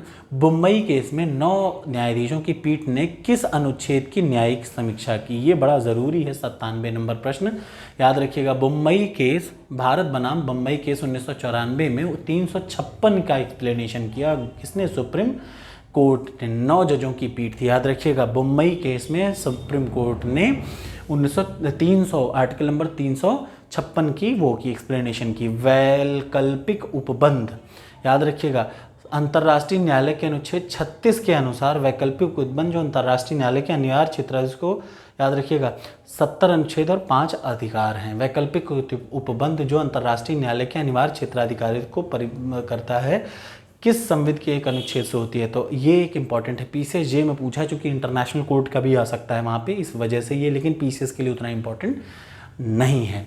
भारतीय संविधान में पंचायतों के संबंध में कौन सा भाग है? आर्टिकल भाग नंबर 9 याद रखिएगा। भाग नंबर 9 क्या है? पंचायतों के बारे में बता रखा है। ठीक, अनुच्छेद 39 क्या करता है? नीति तत्व, राज्य द्वारा अनुसरणित कुछ नीति तत्व। 40 क्या करता है? ग्राम पंचायत के बारे में। मैंने इसको शॉर्टेस्ट तरीका बता रखा है, आपको वीडियो देखिएगा इंडियन पॉलिटी का, 2 मिनट में आपको सब रट जाएगा। आर्टिकल 41 क्या करता है? काम एवं सहायता पाने का अधिकार। 42 क्या करता है? काम की न्याय संगतता, प्रसूति सहायता का अधिकार। ये बहुत बार आ चुका है। अंतर्राष्ट्रीय नदियों के लिए क्या है? 262 अनुच्छेद याद रखिएगा। भारत के बाहर राज्य क्षेत्र के संबंध में संघ की अधिकारिकता, ये क्या है? अंतर्राज्यीय नदियों या नदी दूनों के जल संबंधित विवादों के किस अनुच्छेद, मतलब नदी से संबंधित विवादों को किस आर्टिकल के तहत सुलझाया जाता है? तो 262। 263 के अंतर्राज्यीय परिषद, बहुत इंपॉर्टेंट है, कोई आर्टिकल यहाँ एक्सप्लेनेशन का मत छोड़िएगा। 262 अंतर्राज्यीय नदियों के बारे में, 263 अंतर्राज्यीय परिषद के बारे में, याद रखिएगा। अगला, भारतीय संविधान के आर्टिकल 200 के तहत किस राज्य के महामहिम को अधिकार है कि वह, याद रखिएगा, ये क्या है? ये है, तीनों चीज़ सही है। राज्य के विधानमंडल द्वारा पारित बिल पर अपनी सहमति रोक ले, बिल को राष्ट्रपति के विचार हेतु रिजर्व कर ले, या वापस कर दे। मतलब एक राज्य में गवर्नर के पास जब भी मुख्यमंत्री की मंत्रिपरिषद बना के कोई बिल भेजती है तो वो उसको क्या कर सकता है, वो वापस कर सकता है पुनर्विचार के लिए, वो राष्ट्रपति के लिए, राष्ट्रपति के डिसीजन के लिए फॉरवर्ड कर सकता है या संरक्षित कर सकता है, या फिर क्या कर सकता है, सहमति अपनी रोक सकता है, और इस पर कोई कुछ नहीं कर सकता। मतलब दोबारा भेजने हो जाए, वो 10 बार मना कर दे, कोई दिक्कत नहीं, कोई कुछ नहीं कर पाएगा। संविधान का कौन सा अनुच्छेद राष्ट्रपति को पिछड़े वर्गों की दशा में जांच की क्या करता है, प्राधिकृत करता है? तो याद रखिएगा, पिछड़े वर्गों की दशाओं में आयोग से संबंधित आर्टिकल है 340। ये आपको रट लेना है, ये आर्टिकल बार बार आता है, 340 नंबर आर्टिकल। अगला, संविधान के किस अनुच्छेद में अनुसूचित जाति से संबंधित बात है? 338। याद रखिएगा, पिछड़े जाति से संबंधित आयोग की बात 340 में की गई है, और अनुसूचित जाति से संबंधित बात 338 में की गई है। 8वीं अनुसूची में भाषाएं कुल कितनी हैं? तो 22 भाषाएं हैं, याद रखिएगा। ठीक, पहले कम थी भाषाएं, 18 भाषाएं थी, फिर 92 संविधान संशोधन 2003 के तहत 22 भाषाएं कर दी गई। ठीक है, अब आपको ये पता होना चाहिए कि ये मैच दी कॉलम बार बार आएगा, ये मैच दी कॉलम में आपको रटा रहना चाहिए। थोड़ा सा धुंधला है तो मैं आपको आगे पढ़ा देता हूँ, PDF में आपको मिल जाएगा सही सही। ठीक, जरा ये देख लीजिए, तीसरी अनुसूची किसके बारे में बताती है? तो यहाँ पे मैं सीधे एक्सप्लेन कर दूँ। तीसरी अनुसूची बताती है शपथ के बारे में। ठीक है, चौथी अनुसूची बताती है क्षेत्रों के लिए राज्यसभा में आवंटन सीटों का। 7वीं अनुसूची याद रखिएगा, ये क्या है, विषय सूची है, मतलब संघ सूची, राज्य सूची और वो वाली सूची है। 8वीं सूची भाषाओं से संबंधित सूची है। कौन सा अनुच्छेद? हिंदी को राजभाषा। ये देखिए, लेटेस्ट प्रश्न आया है अभी 2023 में ही, आप बताइए कमेंट बॉक्स में किस प्रश्न में है, और ये हर बार आता है। याद रखिए, 343 यूपी PCS में आ चुका है। राजभाषा में 343 अनुच्छेद के तहत हिंदी के लिए क्या है, भाग कौन सा है? भाग है 17वां। 343 से 351 राजभाषा को बताता है। याद रखिएगा, संविधान का अनुच्छेद 371 कुछ राज्यों के लिए विशेष प्रावधान करता है, इनमें से केरल इसमें नहीं आता। ठीक, राज्यों के नाम ये सामने आपके लिख रखे हैं, आप इसको थोड़ा सा रिवाइज कर लीजिए। भारत के संविधान में निम्न में से किस अनुसूची में दल बदल है? 10वीं अनुसूची में दल बदल का प्रावधान किया गया है। कौन सा अनुच्छेद प्रावधान करता है कि उच्चतम न्यायालय द्वारा घोषित कानून भारत के भीतर सभी न्यायालयों के लिए बाध्यकारी होगा? याद रखिए, 141, बहुत इंपॉर्टेंट आर्टिकल 141 उच्चतम न्यायालय से संबंधित पूरी वीडियो में बना चुका हूँ, उसमें मैंने आर्टिकल 141 का भी जिक्र किया है, तो आपको याद रहना चाहिए था। ये जो भी निर्णय लेगा, याद रखिएगा, जो भी ये कानून घोषित करेगा वो भारत के राज्य क्षेत्र में सभी पर बाध्यकारी होगा। 1993 में कौन सी भाषा 8वीं अनुसूची में शामिल नहीं की गई? याद रखिए, जो भाषा शामिल की गई 2003 92वां संविधान संशोधन 2003 द्वारा, वो कौन थी? मैथिली, डोगरी, बोडो, संथाली। ठीक, अगला आ जाइए, भारत के संविधान के भाग 9A में कौन सी है? ग्रामीण क्षेत्र, शहरी क्षेत्र दोनों के लिए। याद रखिएगा, भाग 9A में ग्रामीण क्षेत्र के लिए बात है, और 9 याद रखिएगा, उसके बाद वाले में क्या है? शहरी क्षेत्र के लिए। ठीक, संविधान के कौन से अनुच्छेद के तहत संसद के दोनों सदनों का संयुक्त अधिवेशन का प्रावधान है? ये यूपी PCS का प्रश्न है, आप सभी को पता है 2023 यूपी PCS में यही एग्जैक्टली प्रश्न आया था। आर्टिकल 108 के तहत, आर्टिकल नंबर 108 के तहत क्या है? संयुक्त बैठक का प्रावधान है। संविधान के 300 के अनुसार, अनुच्छेद 300 के अनुसार भारत की सरकार का कानूनी नाम क्या है? द यूनियन ऑफ इंडिया है इसका कानूनी नाम। कौन सा अनुच्छेद? भारत के राष्ट्रपति द्वारा वित्त आयोग 280, ये भी आ चुका यूपी PCS 2023 में। ROE में ज़रूर आएगा। याद रखिए, जब मैं कह रहा हूँ तो आपको सिंपल दुनिया में दौड़ने भागने की ज़रूरत नहीं है। 30 साल का पेपर बहुत होता है यूपी PCS के प्रीलिम्स को निकालने के लिए। अब आप पे आप उसको कैसे तैयार करते हैं, रट डालिए, खत्म बात, एक बार में समझिए उसको, रट डालिए। भारतीय संविधान के छठी, अब मैंने आपको ये बताया, ये क्या है? 2023 के PCS में पूछा है यही, वित्त आयोग के गठन, आर्टिकल 280, फिर आ जाएगा। आप कुछ नहीं कर पाएंगे, याद नहीं, अगर ये वीडियो नहीं देख रहे हैं फिर गड़बड़ा जाएंगे। पूरा बुक पढ़ने लगेंगे और मेन चीज़ जो पढ़ना है, जो एग्जाम में आना है, वही नहीं पढ़ेंगे। तो आ जाइए अगला, छठी अनुसूची के प्रावधान किन राज्यों पर लागू होते हैं? याद रखिए, असम, मेघालय, त्रिपुरा, मिजोरम, 4 राज्यों पर लागू होते हैं। ठीक है, इसके लिए विशेष प्रावधान 244 और 275। अब आर्टिकल इंपॉर्टेंट देखिए, सर्वोच्च न्यायालय में तदर्थ न्यायाधीशों की नियुक्ति आर्टिकल 127 के तहत। लोकसभा का अध्यक्ष 93 आर्टिकल। सदनों का कार्यालय, संसद के दोनों सदनों का कार्यकाल 83 संविधान संशोधन, संसद के दोनों सदनों का विशेष संबोधन राष्ट्रपति द्वारा 86, ये बहुत इंपॉर्टेंट है। अगला आ जाइए, अनुच्छेद 100 में उपबंधित किया गया है कि अध्यक्ष उस रूप में कार्य करने वाला वृत्त बराबर होने पर एक निर्णायक मत होगा और वो उसका प्रयोग करेगा। मतलब जब दोनों तरफ से मत बराबर हो जाएं तब कौन प्रयोग करेगा? लोकसभा का अध्यक्ष करेगा। और ये आर्टिकल कौन कहता है? 100 कहता है। ये बार बार इंपॉर्टेंट है, याद रखिएगा। आर्टिकल तो बहुत आते हैं।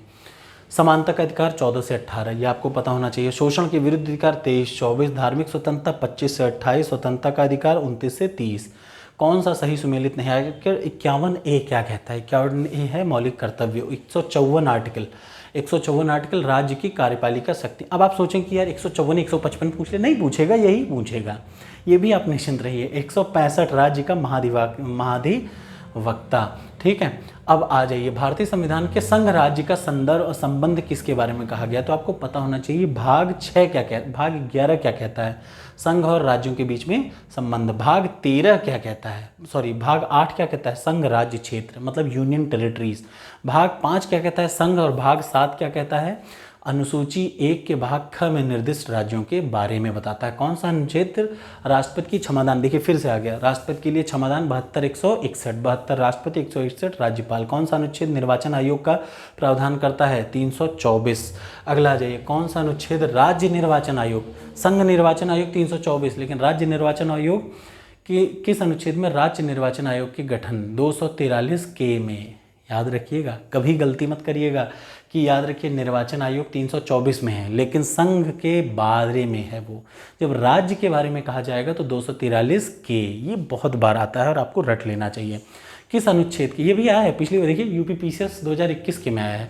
किस अनुच्छेद के अंतर्गत अंतर्राष्ट्रीय समझौतों को प्रभावी करने हेतु राज्य संसद राज्य के विषय पर कानून बना सकती है? तो 253 के तहत बना सकती है, ठीक। एक और आ जाइए, न्यायपालिका कार्यपालिका का पृथक्करण आर्टिकल 50, अनुसूचित जाति एवं जनजातियों के लिए, अनुसूचित जातियों के आर्थिक हितों के लिए 46 आर्टिकल, ग्राम पंचायत 40 आर्टिकल, ठीक।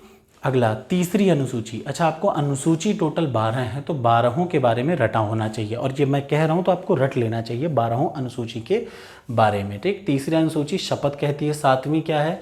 3 मतलब अलग अलग संघ राज्य, और वो बताती है। 8वीं में भाषा है, और पहली में क्या है? भारत एवं उसके राज्य क्षेत्र के बारे में, ठीक है। ये देखिए यहाँ सबसे ज़रूरी है, भारत के संविधान में 12 अनुसूचियाँ हैं। चौथी अनुसूची राज्यसभा में सीटों का बंटवारा।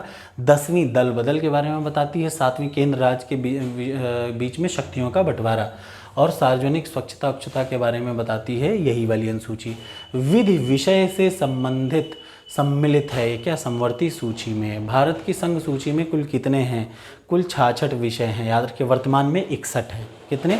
161 52। आज के टाइम पे, पहले कितने थे? 97 66 47, ठीक। भारतीय संविधान का कौन सा अनुच्छेद संसद को नागरिकता के अधिकार को नियमित करने की, याद रखिएगा, कौन सा अनुच्छेद संसद को अधिकार देता है? तो आर्टिकल नंबर 11 देता है। ये बहुत इंपॉर्टेंट है, यूपीपीसीएस के पॉल साइंस के उसमें आ चुका है। अगला, भारतीय संविधान की प्रस्तावना में समाजवाद शब्द को किस अनुच्छेद के साथ मिलाकर पढ़ने से सर्वोच्च न्यायालय को समान कार्य के लिए समान वेतन से संबंधित बात आ जाती है?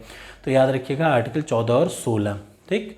अगला आ जाइए, मानव के स्वास्थ्य, दुर्भाग, बलात् श्रम, 2 हैं, एक बाल श्रम है और दूसरा बलात् श्रम है। आर्टिकल 23 क्या है? बलात् श्रम। और आर्टिकल 24 क्या है? बाल श्रम। गैर कानूनी निरोध से संरक्षण, ये बार बार अभी 2023 पीसीएस में आया है। क्या? गैर कानूनी निरोध से संरक्षण, आर्टिकल 22। प्राथमिक शिक्षा 21A। लोक नियोजन में समानता, आर्टिकल 16। भारतीय छुआछूत से उन्मूलन से संबंधित, आर्टिकल 17।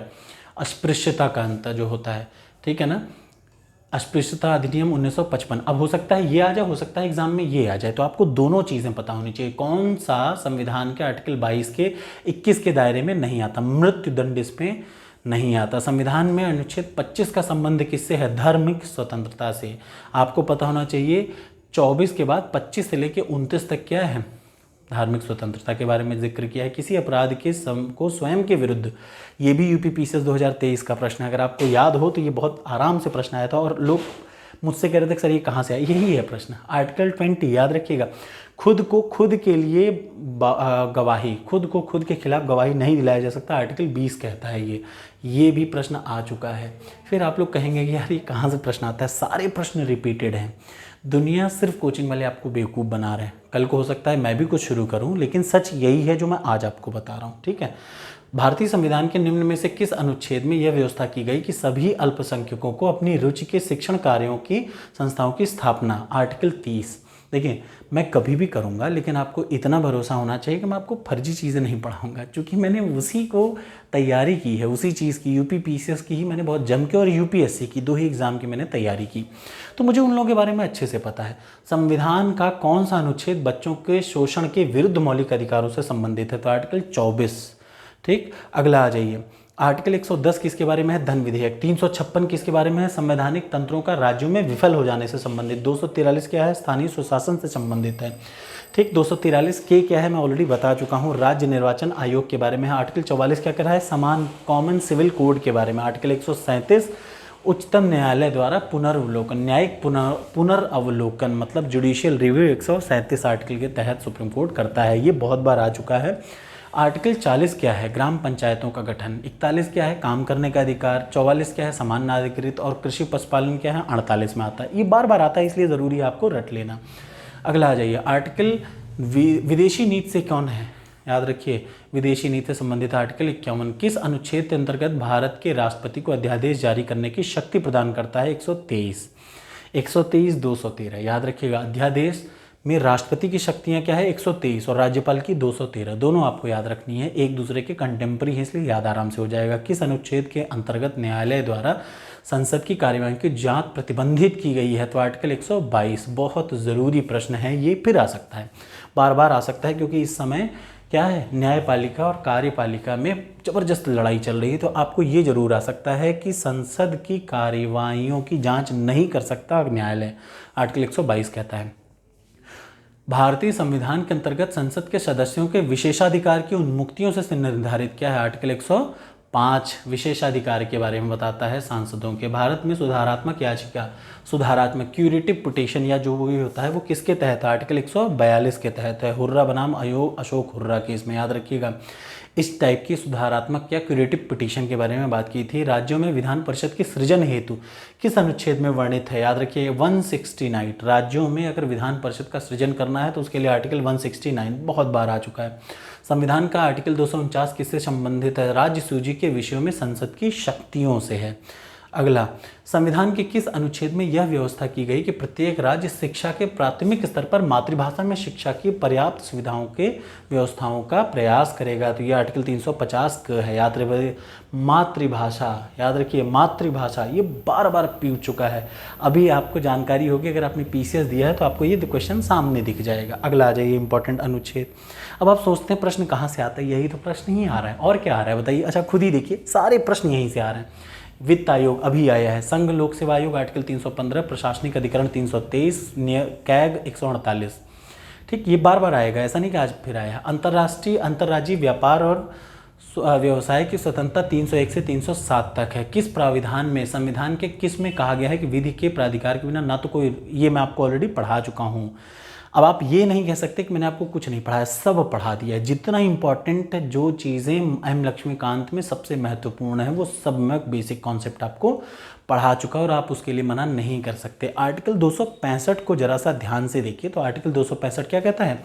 बिना विधि के प्राधिकार के करों का अधिरूपण नहीं किया जा सकता। 266 क्या कहता है? संचित निधियों के बारे में। 300 क्या कहता है? वाद कार्यवाहियाँ। 368 क्या है? संविधान संशोधन। संविधान संशोधन 368। वित्त आयोग 280। वित्तीय आपात 360। अखिल भारतीय सीमाएं 312। अब बार बार घुमा फिरा के यही आएगा। अगला देख लीजिए, 341 अनुसूचित जातियों के बारे में। 315 लोक सेवा आयोग। 360 वित्तीय आपात। 351 हिंदी भाषा का विकास। अगला एक और, विधि के समक्ष क्षमता आर्टिकल 14। कार्य करने का अधिकार है आर्टिकल 41। कार्य करने हेतु सही और मानवीय शक्तियाँ आर्टिकल 42। अच्छा, ये बहुत ज़रूरी है, याद रखिए। 6 से 14 वर्ष तक के बच्चों के लिए आर्टिकल 45 कहता है, लेकिन आर्टिकल 21 का कहता है किसके बारे में कि 86वां संविधान संशोधन 2002 के बाद 21A के तहत अब ये मूल अधिकार बन गया। 45 आर्टिकल 45 के तहत 6 वर्ष से नीचे, याद रखिएगा, मैं उल्टा बोल गया। आर्टिकल 45 के तहत 6 साल से नीचे के बच्चे और आर्टिकल 21A के तहत 6 से 14 वर्ष के बच्चों के लिए, ठीक है। अब अगला आ जाइए इंपॉर्टेंट, ये है। ये सारे आपके लिए आर्टिकल जानने बहुत ज़रूरी हैं। जैसे आर्टिकल 76 क्या कहता है, महान्यायवादी, 148 कैग के बारे में, 75 एक केंद्रीय मंत्रियों की नियुक्ति, 131 क्या कहता है, सर्वोच्च न्यायालय का क्षेत्राधिकार, ये बड़ा ज़रूरी है। अगला एक इंपॉर्टेंट आ जाइए, राज्य के मुख्यमंत्री की नियुक्ति क्या है, 164 राज्य के, ये मैंने आपको क्या कर रखा है, अगर आपने देखा होगा तो इंडियन पॉलिटी की क्लास पढ़ाते समय मैंने आपको रटने का, सिर्फ आपको संघ के बारे में सब कुछ पता हो तो आप राज्यों के बारे में सब कुछ जान सकते हैं, उसका शॉर्टेस्ट ट्रिक बता रखा है। तो क्या है, राज्य के मुख्यमंत्रियों की नियुक्ति और मंत्रिपरिषद की नियुक्ति 164, संघीय प्रधानमंत्री और मंत्रिपरिषद की नियुक्ति 75, आर्टिकल 54 क्या कहता है, राज्य के राष्ट्रपति का निर्वाचन के बारे में कहता है। अब कुछ चीज़ें और जान लीजिए, तिरछी हैं लेकिन मैं आपको पढ़ाए जा रहा हूँ, आपको बुरा नहीं लगना चाहिए। राज्यों को शामिल करना, नए राज्यों को शामिल करना, आर्टिकल 2 याद रखिएगा। आर्टिकल 2 क्या कहता है, नए राज्यों को शामिल करने से समता का अधिकार, आर्टिकल 14, गिरफ्तारी और निरोध से संरक्षण, आर्टिकल 22, राष्ट्रपति का विधेयक को अनुमति देने का अधिकार 111 याद रखिएगा। राष्ट्रपति के विधेयक को अनुमति देना है तो वो आर्टिकल 111 के तहत देता है। ठीक है, भारतीय संविधान में पहले अंतर्स्थापित किए गए थे 257 के, ये आपको रटे रहना चाहिए। ये प्रश्न कई बार आ चुका है। ये प्रश्न है 164 नंबर, जो PDF आप दूंगा आप उसको अच्छे से रटिएगा, ठीक है ना, ये बड़ा ज़रूरी है। क्योंकि मैं तिरछे समझा नहीं पा रहा हूँ इसलिए मैं ऐसे कर रहा हूँ, ठीक है। अगला याद रखिए, अगला प्रश्न 165वां, कौन सा भारत के संविधान की चौथी अनुसूची को सही वर्णित करता है, तो याद रखिएगा ये है 12 अनुसूची। ये मैं आपको रटा दे रहा हूँ, एकदम रट लीजिए, बस इतना ही रटना है और एक प्रश्न आपका सही। अनुसूची 1 संघ एवं उसके राज्य क्षेत्र, आर्टिकल 2 सभी पदाधिकारियों को मिलने वाला पैसा, 3 उनके द्वारा ली जाने वाली शपथ, 4 राज्यसभा में स्थानों का आवंटन, आर्टिकल 5 अनुसूचित क्षेत्र, अनुसूचित एवं अनुसूचित जनजातियों के नियंत्रण, आर्टिकल 6 असम, मेघालय, त्रिपुरा, मिजोरम के प्रशासन के बारे में, आर्टिकल 7 शक्तियों का विभाजन, आर्टिकल 8 कुछ भाषाएं, 22 भाषाएं हैं, ठीक। पहले 18 थी फिर 22 हो गई, कब 18 से 22 हुई ये भी आपको रटना जरूरी है। 9वीं क्या है, कुछ अधिनियमों का विमन्यीकरण, मतलब भूमि से संबंधित जमींदारी वाला जो भी है।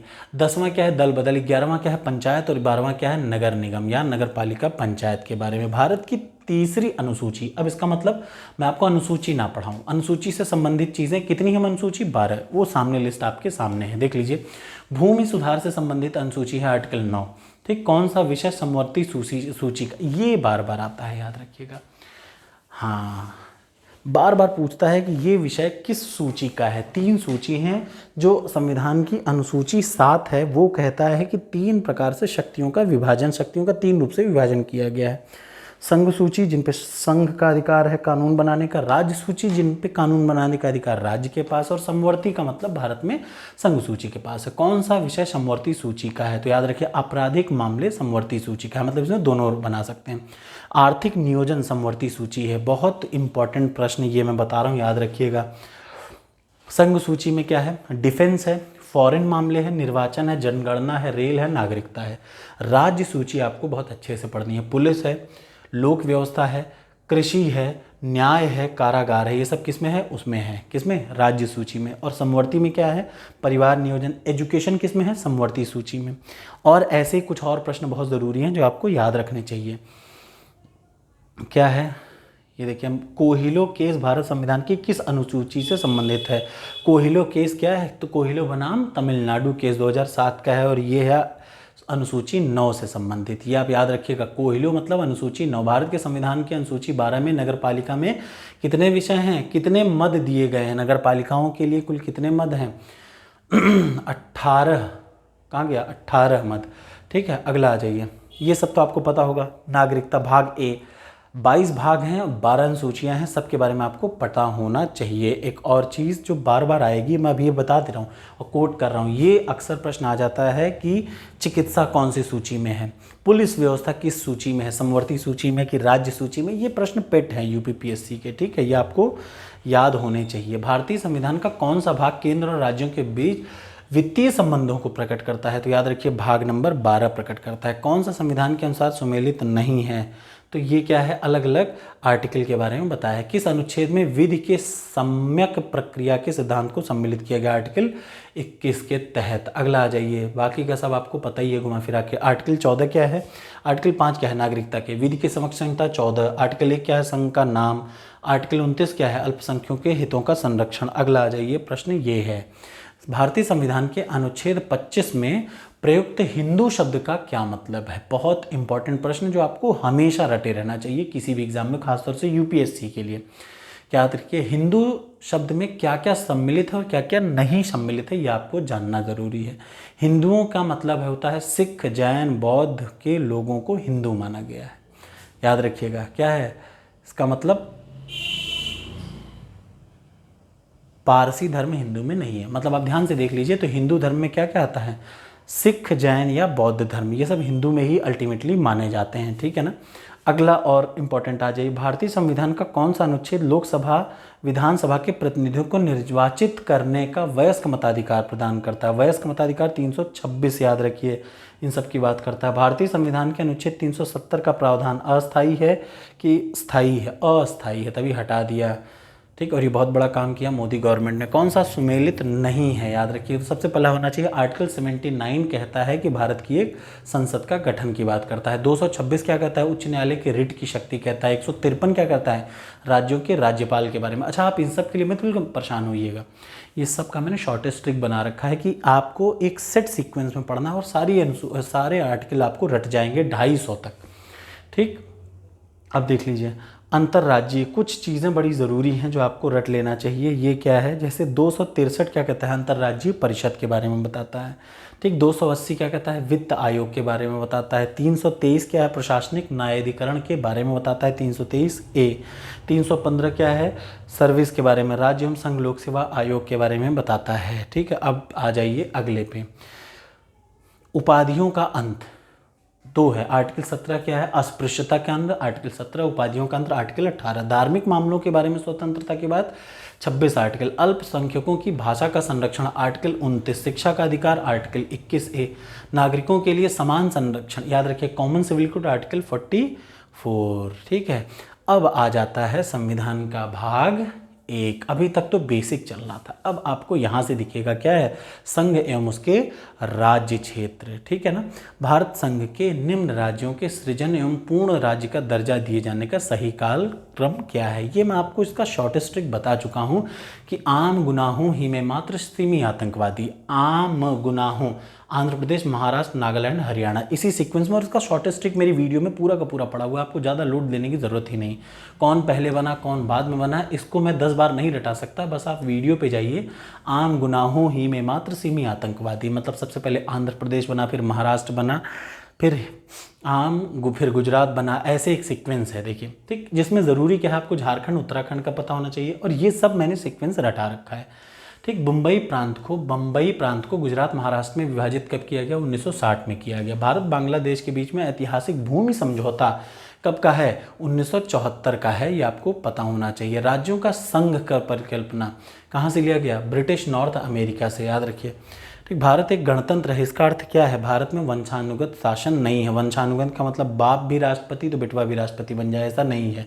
ठीक, दिल्ली एनसीआर को छोड़कर भारत में कुल कितने संघीय क्षेत्र हैं, गलत, 8 यूनियन, याद रखिएगा। कुल कितने यूटीज़ हैं, 8 यूनियन टेरिटरी है, पुराना है इसलिए यहाँ पे गड़बड़ है। 8 यूटीज़ हैं इस समय भारत में। स्वतंत्रता के बाद 2 भागों में बंटने वाला पहला राज्य क्या था, बॉम्बे था। ये बार बार प्रश्न आपको आता है और आपको रटा होना चाहिए, बॉम्बे पहली बार 2 भागों में बटा था। ठीक है, अगला आ जाइए। ये कुछ प्रश्न हैं जो कि आपको थोड़ा बहुत हल्के हल्के उसमें देख लेना चाहिए, आ जाता है सीधी सीधी। भारत संघ नहीं है, गलत, भारत राज्यों का संघ है। ए गलत है, आर सही है इसमें। इसलिए आपको पता, भारत में एक नया राज्य सृजित करने के लिए कौन सा विधेयक पारित होना जरूरी है संसद में, साधारण बहुमत से। अच्छा, अब आपको यहाँ पे क्या है, भारत का संविधान का भाग 1 के आर्टिकल 3 में, याद रखिएगा, नए राज्यों का गठन, आर्टिकल 4 खंड 2 ऐसा करेगा जो इसके तहत कानून बन सकता है। ठीक है ना, 2 हैं, एक आर्टिकल 2 हैं, याद रखिएगा, आर्टिकल 2 है नए राज्यों का भारत में मिक्सचर। ठीक, और आपस में एक्सचेंज, मतलब जैसे राज्यों के सीमाओं में परिवर्तन एक है और एक है नए राज्यों का सम्मिश्रण। ठीक है, भारत क्या है, राज्यों का संघ है। ये सब आपको पूरी तरीके से रटा होना चाहिए। भाषाई आधार पर पहला राज्यों का पुनर्गठन कब किया गया, तो 1956 में किया गया। ठीक है ना। फजल अली आयोग की अध्यक्षता में 3 सदस्यों के आयोग का किया गया था। उन्होंने भाषा के आधार पर पुनर्गठन की सिफारिश की। वांचू रिपोर्ट भारत के भाषाई का कब किया गया, याद रखिएगा, वांचू रिपोर्ट 1953 का है। इलाहाबाद उच्च न्यायालय कैलाश नाथ वांचू समिति, ये बहुत बार आता है इसलिए आपको इसे रट लेना चाहिए। आंध्र प्रदेश पुनर्गठन विधेयक, मार्च 2014 में पारित किया गया। अगला जब भारत में राज्यों के बनाने के क्रम, अच्छा अब आपको इसको याद है ना, मैं आपको जो वीडियो बना रखी है उसमें मैंने बता रखा है कि आम गुनाहों ही में मात्र सिमी आतंकवादी, उससे वो प्रश्न आपका ज़रूर सही हो जाएगा। तो ये सब जितना कौन पहले बना कौन बाद बना, ये सारा मैटर आपका सलट जाएगा। करेंटली 28 राज्यों और 8 केंद्र शासित प्रदेश भारत में हैं। अब आ जाइए फंडामेंटल्स ऑफ कॉन्स्टिट्यूशन, संविधान के फंडामेंटल कॉन्सेप्ट। ठीक, नागरिकता संशोधन विधेयक 2019 को संसद ने किस तारीख को पारित किया? तो 11 दिसंबर 2019 को पारित कर दिया। किसने किया? 2019 को नागरिकता संशोधन विधेयक पारित किया गया। ये आपको थोड़ा बहुत रटा रहना चाहिए क्योंकि रिसेंट यही था। कौन सा प्रदेश नागरिकता संशोधन के दायरे के बाहर नहीं है? त्रिपुरा। ठीक है। भारतीय संविधान के किस भाग में हम नागरिकता से संबंधित प्रावधानों को पाते हैं? आर्टिकल 2 में। आर्टिकल 1 में क्या है? भारतीय संघ में उसके राज्य क्षेत्र। भाग 2 क्या है? भाग 1 है भारतीय संघ में उसके राज्य क्षेत्र और भाग 2 है नागरिकता। भाग 3 है मौलिक अधिकार। निम्न में से कौन नागरिकता के अर्जन हेतु शर्तों को नियत करने के लिए है? संसद। याद रखिएगा क्या है? संसद। अगला, संविधान का कौन सा अनुच्छेद संसद को नागरिकता के अधिकारों को नियमित करने की शक्तियां प्रदान करता है? आर्टिकल 11। नागरिकता की विशेषताओं में कौन से सही नहीं है? संपूर्ण भारत की एकल नागरिकता। भारत एक नागरिक अपनी नागरिकता को कब खो देगा? जब नागरिकता का परित्याग करेगा, किसी अन्य देश के नागरिक से विवाह कर लेगा तो। ठीक है। अच्छा, नागरिकता से संबंधित पूरी चीज़ मैं आपको बहुत अच्छे से पढ़ा चुका हूँ। पीओसी क्या होता है सब कुछ रटा चुका हूँ इस वीडियो में, इसलिए आपको बहुत लोड देने की ज़रूरत नहीं। सिर्फ इस वीडियो को देखिए, 2-3 वीडियो में आपको पूरा कॉन्सेप्ट क्लियर हो जाएगा। छोटे छोटे यार देखिए, इंडियन पॉलिटी का कोई भी वीडियो 10 मिनट से बड़ा नहीं है। इसका मतलब आप अगर टोटल वीडियो भी देखेंगे तो 3 घंटा लगेगा। एक पूरा वीडियो देख लीजिए, उसके बाद ये वाली वीडियो देख लीजिए, आपका सारा कॉन्सेप्ट सही हो जाएगा। अब अगला आ जाइए मूल अधिकार के बारे में। आर्टिकल 200 मतलब प्रश्न नंबर 230। इस वीडियो में मैं 500 प्रश्न तक पढ़ाऊँगा, उसके बाद अगली वीडियो में बचा 500 से लेके 1100 तक पढ़ाऊँगा। अगर आपको अच्छा लगेगा तो 2 वीडियो में 2 पार्ट में ये वीडियो बनेगा, जो कि बहुत लंबा हो जाएगा इसलिए अपलोड नहीं हो पाएगा। मेरी बात को और मेरी प्रॉब्लम को समझिए। अगला, किस याचिका का प्रावधान, अब हम लोग बात कर रहे हैं संविधान के भाग 3 के बारे में, फंडामेंटल राइट। जल्दी जल्दी, किस याचिका का प्रावधान भारतीय संविधान में नहीं किया गया है? निषेधाज्ञा का। ठीक, इंजंक्शन का। ठीक, कुल कितने रिट हैं मौलिक अधिकारों से संबंधित? टोटल 5 रिट हैं जो आपको सामने यहाँ दिख रहे हैं। भारत के उच्चतम न्यायालय ने किस मुकदमे में मूल अधिकारों को संविधान को 368 के तहत नहीं बदला जा सकता? केशवानंद भारती मामले में कहा गया।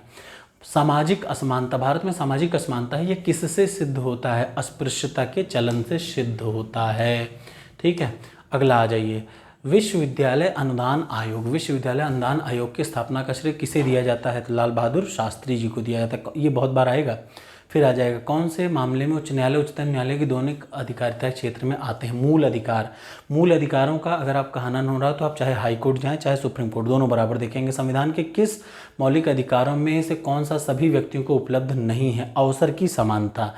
भारतीय संविधान का कौन सा अनुच्छेद प्रेस की स्वतंत्रता को आश्वासित करता है? तो आर्टिकल 19 प्रेस की स्वतंत्रता के बारे में कहता है। शिशु का अधिकार कौन सा नहीं है? तो याद रखिएगा इसका है सी ऑप्शन, शिशु को शिक्षा का, क्या है ये, कौन सा शिशु का अधिकार नहीं है? शिशु को शिक्षा का अधिकार। प्रश्न काल में ये गलत है, इस समय शिक्षा अधिकार शिशु को है। ये पुराना प्रश्न था 2006 का, उसके बाद बदला। कौन सा मौलिक अधिकार विदेशी नागरिकों को प्राप्त नहीं है? तो मैं आपको बता दूं, यहाँ पे आर्टिकल लिखा गया हो कि ना लिखा गया हो, आप इसको रट लीजिए, और मैंने इसका वीडियो भी बना रखा है। 15, 16, 19, 29, 30, ये आपको रट लेना है दिमाग में। ये अंतर करता है भारतीय नागरिकों को मिलने वाला मूल अधिकार और विदेशियों को मिलने वाले मूल अधिकारों के बारे में। ठीक है। अगला आ जाइए, इसका मतलब अभिव्यक्ति की स्वतंत्रता किसको नहीं है? विदेशियों को नहीं है। ये क्या है? नहीं प्राप्त है। ठीक है। किस व्यक्ति ने मूल अधिकारों को हमारे लिए प्रतिज्ञा तथा सभ्य विश्व के लिए साथ समझौता कहा? तो राधा कृष्णन ने। याद रखिए, विधि के समक्ष क्षमता आर्टिकल 14, लोक नियोजनों में अवसर की समानता 16, अस्पृश्यता का 17, शिक्षा पाने का अधिकार 21, उपाधियों का अंत आर्टिकल 18। मूल अधिकार कौन सा नहीं? कानून, समान कार्य के लिए समान वेतन, ये मूल अधिकार नहीं है। याद रखिएगा, किस संविधान के किस अनुच्छेद के अंतर्गत राष्ट्रपति मूल अधिकारों को स्थगित कर सकते हैं? तो याद रखिएगा आर्टिकल 359, बहुत इंपॉर्टेंट है। मौलिक अधिकार आपातकाल में निलंबित हो सकते हैं, आर्टिकल 359 के अंतर्गत। याद रखिए, कौन निलंबित कर सकता है? राष्ट्रपति। और अगला आ जाइए प्रश्न, ये प्रश्न आप अच्छा देखिए, इस टाइप के प्रश्न को जरूर पढ़ा करिए क्योंकि यही प्रश्न हूबहू सेम शेप में आ जाते हैं आगे। ये क्या है मैं आपको पहले बता दूं, सामाजिक आर्थिक राजनीतिक क्षेत्रों में समान आधार निर्मित करने के उद्देश्य से राज्य असमान लोगों के लिए भिन्न व्यवहार कर सकता है। बिल्कुल, समान लोगों के में विधि समान होगी और समान रूप से प्रशासित, दोनों सही है और दोनों का सही व्याख्या है, इसलिए इसका डी होगा। आर्टिकल 21 से सभी बच्चों को निःशुल्क शिक्षा प्रदान करता है 6 से 14 वर्ष के लिए। याद रखिएगा, फिर से दो आर्टिकल हैं, एक तो आर्टिकल 45 है और एक है आर्टिकल 45 और दूसरा आर्टिकल 21A। 21A कहता है 6 से 14 वर्ष के बच्चों के लिए और उससे कम वर्ष के बच्चों के लिए कौन कहता है? DPSP बताता है। एक इस टाइप के प्रश्न आपको ज़रूर रखने चाहिए। अस्पृश्यता संरचनात्मक हिंसा का सबसे खराब स्वरूप है। अस्पृश्यता के चलन के आधार धार्मिक स्वीकृति है। दोनों सही हैं और दोनों एक दूसरे का एक्सप्लेन अच्छा भी कर लेते हैं, इस वजह से ये सही है। ठीक, इस टाइप के प्रश्न देखिए आजकल UPPSC इस टाइप के प्रश्न जरूर पूछ रहा है, केवल एक सही, दोनों सही है, दोनों में से कोई एक नहीं सही। इसलिए जब मैं बोल रहा हूँ तो एग्जाम में यही आ जाएगा, ठीक, और आप उस समय फ्रस्ट्रेट हो जाएंगे। इसलिए बेहतर है कि आज ही आप इसको रट डालें। बंदी प्रत्यक्षीकरण का मतलब to have the body of, हमें बंदी के प्रत्यक्ष करना है, मतलब बंदी की बॉडी को लेके आओ। परमादेश का मतलब वी कमांड यू। प्रतिषेध रिट ऑफ द प्रोहिबिशन। अधिकार परीक्षा by what authority you did it, जैसे कोई पूछता है, ठीक है ना। अब बाकी का आर्टिकल आपको पता है। भारतीय संविधान में जैसा निहित है निम्न में से कौन सा समानता के मौलिक अधिकारों में नहीं है? आर्थिक समानता नहीं है, याद रखिएगा, ठीक है। और क्या है? भारतीय संविधान के अधीन केवल भारतीय नागरिकों को क्या प्राप्त है?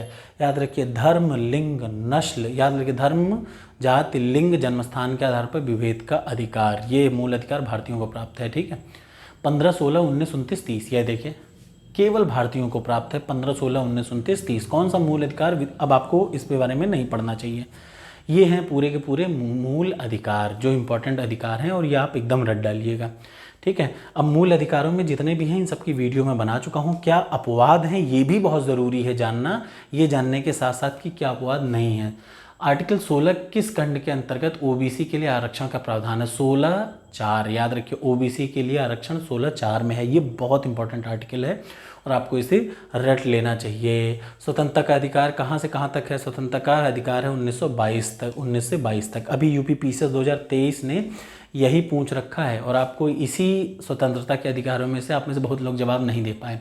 श्रमिकों को पर्याप्त मजदूरी ना देना, आर्टिकल 23, ठीक है। बलात् श्रम, याद रखिए मानव का दुर्व्यापार, ये उसमें आता है। अगला क्या है? आर्टिकल 24। आर्टिकल देखिए दो हैं, एक है बलात् श्रम मतलब आदमियों का व्यापार, आदमियों को बेच डालना, दूसरा है बाल श्रम, बच्चों का व्यापार। तो आर्टिकल 24 बच्चों के व्यापार से संबंधित है। अगला आ जाइए, भारतीय संविधान का कौन सा अनुच्छेद अल्पसंख्यक वर्गों के हितों के संरक्षण से संबंधित है? तो आर्टिकल 29 है, ठीक है। अगला आ जाइए, मौलिक अधिकारों का संरक्षक कौन है? सुप्रीम कोर्ट है। बहुत बार आ चुका है, अभी पहले भी आ चुका है, याद रखिए। वर्तमान समय में संविधान के अंतर्गत संपत्ति का अधिकार क्या है? पहले ये मौलिक अधिकार था, लेकिन इसको 44वें संविधान संशोधन 1978 के 78 के आधार पर हटा के अब इसको क्या बना दिया गया? एक सिर्फ और सिर्फ वैधानिक विधिक अधिकार बन गया है। नागरिकों के मौलिक अधिकार में संशोधन कौन कर सकता है? संसद कर सकती है। क्यों? क्योंकि संसद लोगों के द्वारा ही, लोग जनता के द्वारा, जनता का जनता के लिए, जनता द्वारा शासन ही लोकतंत्र है। इसलिए जनता के लिए कुछ करना होगा तो कौन? जनता के प्रतिनिधि करेंगे। वो कहाँ बैठते हैं? संसद में बैठते हैं। कौन मौलिक अधिकार नहीं है? याद रखिए, समान काम के लिए ये प्रश्न देखे ना कितनी बार आ गया, इसका मतलब ये प्रश्न फिर आएगा। यही है प्रश्नों को पहचानने का तरीका, और ये आप कब पहचान सकते हैं? जब आपकी आंखों के सामने पुराने प्रश्न आए। अगला आ जाइए, भारतीय नागरिकों के मौलिक अधिकार पर विवेक युक्त नियंत्रण लाने का अधिकार संसद को प्राप्त है। कौन नियंत्रण कर सकता है? संसद। मूल अधिकारों के प्रयोजन के लिए राज्य शब्द में क्या सम्मिलित नहीं है? प्राइवेट इंस्टीट्यूशन सम्मिलित नहीं है। आर्टिकल 14 के अंतर्गत प्रत्याभूत समता का अधिकार के विरुद्ध है, उपयुक्त सभी के विरुद्ध है, ठीक है। शिक्षण संस्थाओं में अनुसूचित जाति और जनजातियों के पक्ष में स्थानों का आरक्षण, आर्टिकल 15(4), याद रखिएगा, ये बहुत इंपॉर्टेंट है, 15(4), ठीक। अगला क्या है? किस न्यायालय में मौलिक अधिकारों के उल्लंघन को चुनौती दी जा सकती है? उच्चतम और उच्च न्यायालय दोनों में दी जा सकती है। लोक पद के अनुचित ग्रहणशा का सुधार निम्न में से किस रिट द्वारा होता है? किस अधिकार से उसने किया? ये सब मैं पढ़ा चुका हूँ और बहुत अच्छे से पढ़ा रखा है मैंने, इसलिए कृपया आप उन वीडियो को जरूर देख लीजिए। इन प्रश्नों का उत्तर आप बहुत आराम से दे पाएंगे। अब जैसे ये सामने प्रश्न बड़ा इंपॉर्टेंट है, 2 वो दे रखे हैं, 2 लाइन 2 स्ट्रेंजा दे रखे। पहला क्या है, मौलिक अधिकार निरपेक्ष नहीं है, संविधान द्वारा प्रदत्त मौलिक अधिकार न्यायिक व्याख्याओं के अधीन है। दोनों सही, याद रखिए, दोनों सही है और दोनों एक दूसरे की सही व्याख्या करता है, याद रखिएगा, ठीक है ना। नागरिकों को दिए जाने वाला अधिकार ऐसा नहीं कि इनफाइनाइट है, संसद इस पे क्या लगा सकती है, लगाम लगा सकती है, ठीक है। अगला, संचालन समिति के, ये फिर वही आ जा रहा है, मौलिक अधिकारों से संबंधित समिति का अध्यक्ष कौन कौन था, तो संचालन समिति के अध्यक्ष राजेंद्र प्रसाद, आवास समिति के पट्टाभी सीतारमैया, राज्यों से संबंधित मौलिक अधिकार के जवाहरलाल नेहरू, अल्पसंख्यक के वल्लभ भाई पटेल, प्रारूप समिति के अंबेडकर साहब, अल्पसंख्यकों की उप समिति के एच.एस.सी. मुखर्जी। नीति, अब आ जाइए डीपीएसपी पे प्रश्न। किसने कहा था कि राज्य के नीति निर्देशक तत्व तो पुण्यात्मा लोगों के पवित्र आकांक्षा मात्र है, ये था बी, मतलब ये किसने कहा है, ये कहा है जेनिक्स, आइवर जेनिक्स ने। अब देखिए 2023 पीसीएस जे का प्रश्न है, लेकिन ये आ सकता है पीसीएस में भी। कॉमन सिविल कोड का प्रचलन है कहाँ पे, गोवा में, ये आप याद रखिएगा, गोवा में कॉमन सिविल कोड का प्रचलन है। कौन सा एक ऐसा राज्य जहाँ संहिता है, ये आपको पता होना चाहिए, गोवा में। अब तक मतलब सबसे पहले गोवा में थी, जब कहीं नहीं थी तो गोवा में थी, ठीक है ना। नीति निर्देशक तत्वों को प्रभावित करता है कि प्रबंध में कामगारों की सहभागिता, आर्टिकल 43A। अगला, आपको समझ में तो आ रहा है ना, प्लीज़ कमेंट बॉक्स में कमेंट करते रहिएगा। अगर अच्छा लगेगा तो लाइक कर दीजिएगा, ना अच्छा लगे तो कोई बात नहीं, लेकिन अच्छा लगे तो लाइक कर दीजिएगा। 2 वीडियो में मैं इसको पूरा कंप्लीट कर दूंगा, ठीक। आपको अच्छा लगेगा तभी मैं अगली वीडियो बनाऊंगा, जब आप में से बहुत सारे लोग कहेंगे कि सर बनाइए, तभी मैं इसका सेकंड पार्ट बनाऊंगा।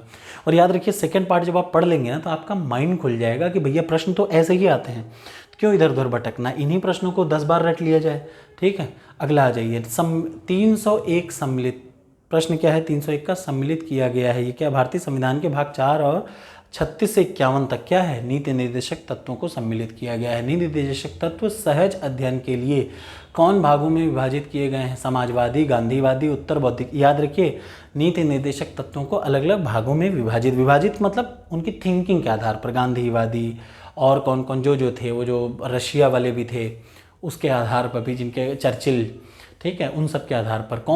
चर्चिल नहीं, उसका नाम क्या था, कुछ और था। राज्य के नीति निर्देशक तत्वों के सिद्धांतों का उद्देश्य क्या नहीं है, धार्मिक राज्य की स्थापना बिल्कुल नहीं है।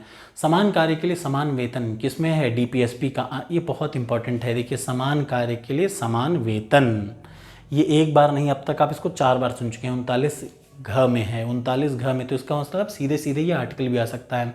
कौन सा नीति निर्देशक तत्व है, समान कानून संहिता है। आपको 36 से लेके 51 तक सब रट लेना चाहिए, ठीक है ना। 36 से लेके 51 तक रटने का सबसे आसान तरीका मैंने ऑलरेडी आपको बता रखा है, रट लीजिए, वो वीडियो देखिए और आपको रट जाएगा, ठीक है। संविधान का कौन सा भाग अंतर्राष्ट्रीय शांति 51 कहता है, डीपीएसपी का आर्टिकल 51 कहता है अंतर्राष्ट्रीय शांति। वो क्या है कि वो है क्या, काने पंच से प्रश्न ना कर, शशि का जाप करुण सर करना, शांति होगी। कितना सिंपल से वे में आपको पूरा रट जाएगा, ठीक है ना। इस टाइप के प्रश्न भी यहाँ से बहुत आ जाते हैं, ठीक है। एक और प्रश्न, नीति निर्देशक तत्व को सामाजिक क्रांति का दस्तावेज भी कहा जाता है, ये अनुच्छेद किस ओर इंगित करता है, तो याद रखिए आर्टिकल 38 कहता है, ठीक है। एक और प्रश्न यहाँ पे है, निम्न में से किसने नीति निर्देशक तत्वों को ऐसा चेक बताया जिसका भुगतान बैंक की सुविधाओं पर निर्भर करता है, केटी शाह जी ने। इसको ऐसे ही रट डालिए, नीति निर्देशक तत्व संविधान की आत्मा है, जो संविधान के सामाजिक दर्शन को समाविष्ट करते हैं। ये किसने कहा, तो ये कहा ऑस्टिन जी ने कहा। संविधान के किस अनुच्छेद को लागू करने के लिए लाया गया मनरेगा, आर्टिकल 43 को लागू करने के लिए मनरेगा लाया गया। याद रखिए, ये प्रश्न बार बार आ सकता है, इंपॉर्टेंट है, इसलिए आपको रट लेना चाहिए। कौन सा अभी तक कार्यान्वित नहीं किया गया, मद्य निषेध का क्रियान्वयन नहीं किया गया, आर्टिकल 47 के तहत जो आता है। आर्टिकल 47 के तहत क्या है, मद्य निषेध का क्रियान्वयन, अब तक इसको लेके इम्प्लीमेंटेशन नहीं किया गया है। अगला, किसके बारे में कुछ नहीं कहा गया है डीपीएसपी में, वयस्क शिक्षा के बारे में कुछ नहीं किया गया है। सरदार स्वर्ण सिंह की समिति के आधार पर मौलिक कर्तव्यों को जोड़ा गया, ये आपको पता होना चाहिए। 51A में 10 मूल थे, फिर एक जोड़ा गया, 11वां मूल कर्तव्य, ठीक है ना।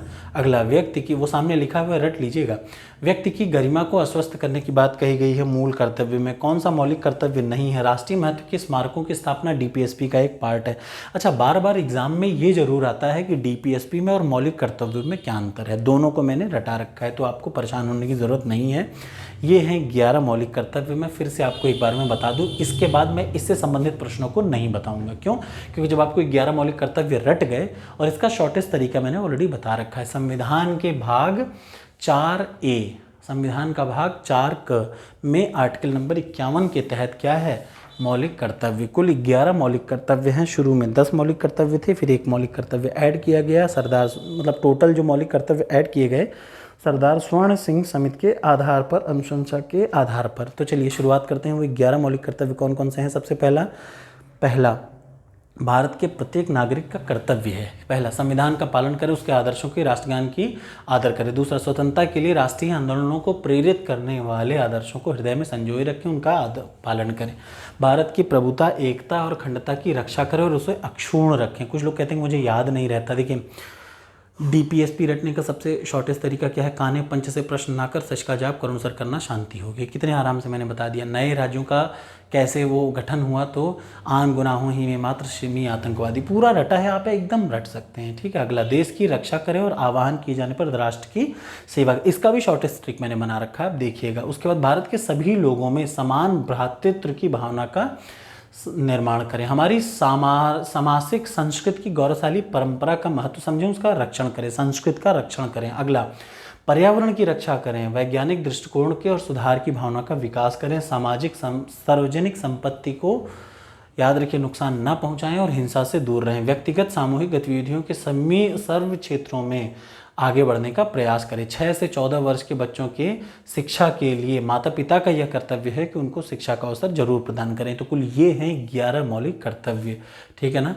अब यही बार बार घुमा फिरा के आएगा कि इनमें से कौन सा मौलिक कर्तव्य है और कौन सा DPSP है। याद रखिए, बार बार सिर्फ यही आएगा। क्या? कौन सा मौलिक कर्तव्य है, कौन सा DPSP है। कुल 11 मौलिक कर्तव्य हैं। कभी कभी ये भी आ जाता है कि आपको याद रखना चाहिए, अंतर्राष्ट्रीय विधि के प्रति आदर रखना, 51G कहता है। 50 क्या कहता है? न्यायपालिका और कार्यपालिका का अलगाव। ये क्या है? ये DPSP का एक पार्ट है। ठीक। अगला प्रश्न, अगला क्या है? अगला ये आ जाता है सरकार की शासन प्रणाली।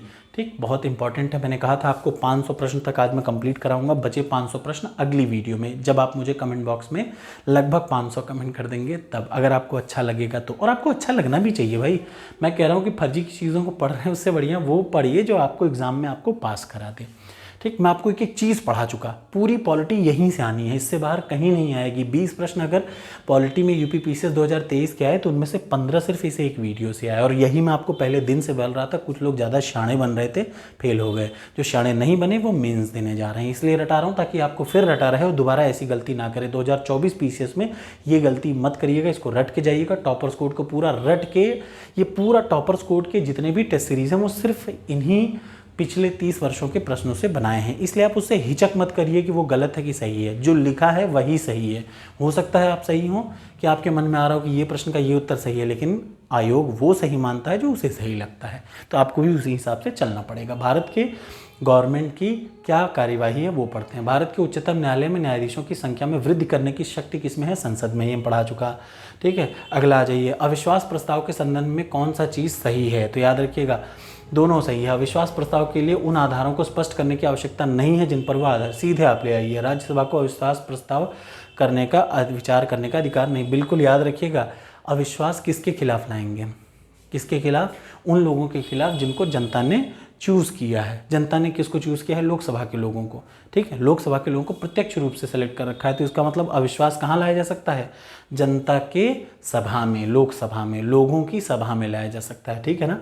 कानून निर्माण की शक्ति निम्न में से किसे प्राप्त है? याद रखिएगा, भारत का संघ, भारत का प्रदेश, विश्व में कहीं भी रहने वाले भारतीय नागरिकों की और उनकी संपत्तियों से संबंधित है। अगला आ जाइए, बिना अनुमति के कितने दिन? ये भी प्रश्न बार बार आ चुका है। बिना अनुमति के कुल कितने दिन अनुपस्थित रहने पर संसद से किसी सांसद को अयोग्य घोषित किया जा सकता है? तो 60 दिन। याद रखिएगा। सर्वप्रथम संस्थात्मक सरकार किस देश में आरंभ किया गया? तो ब्रिटेन में। कहाँ पे शुरू किया गया? ब्रिटेन में।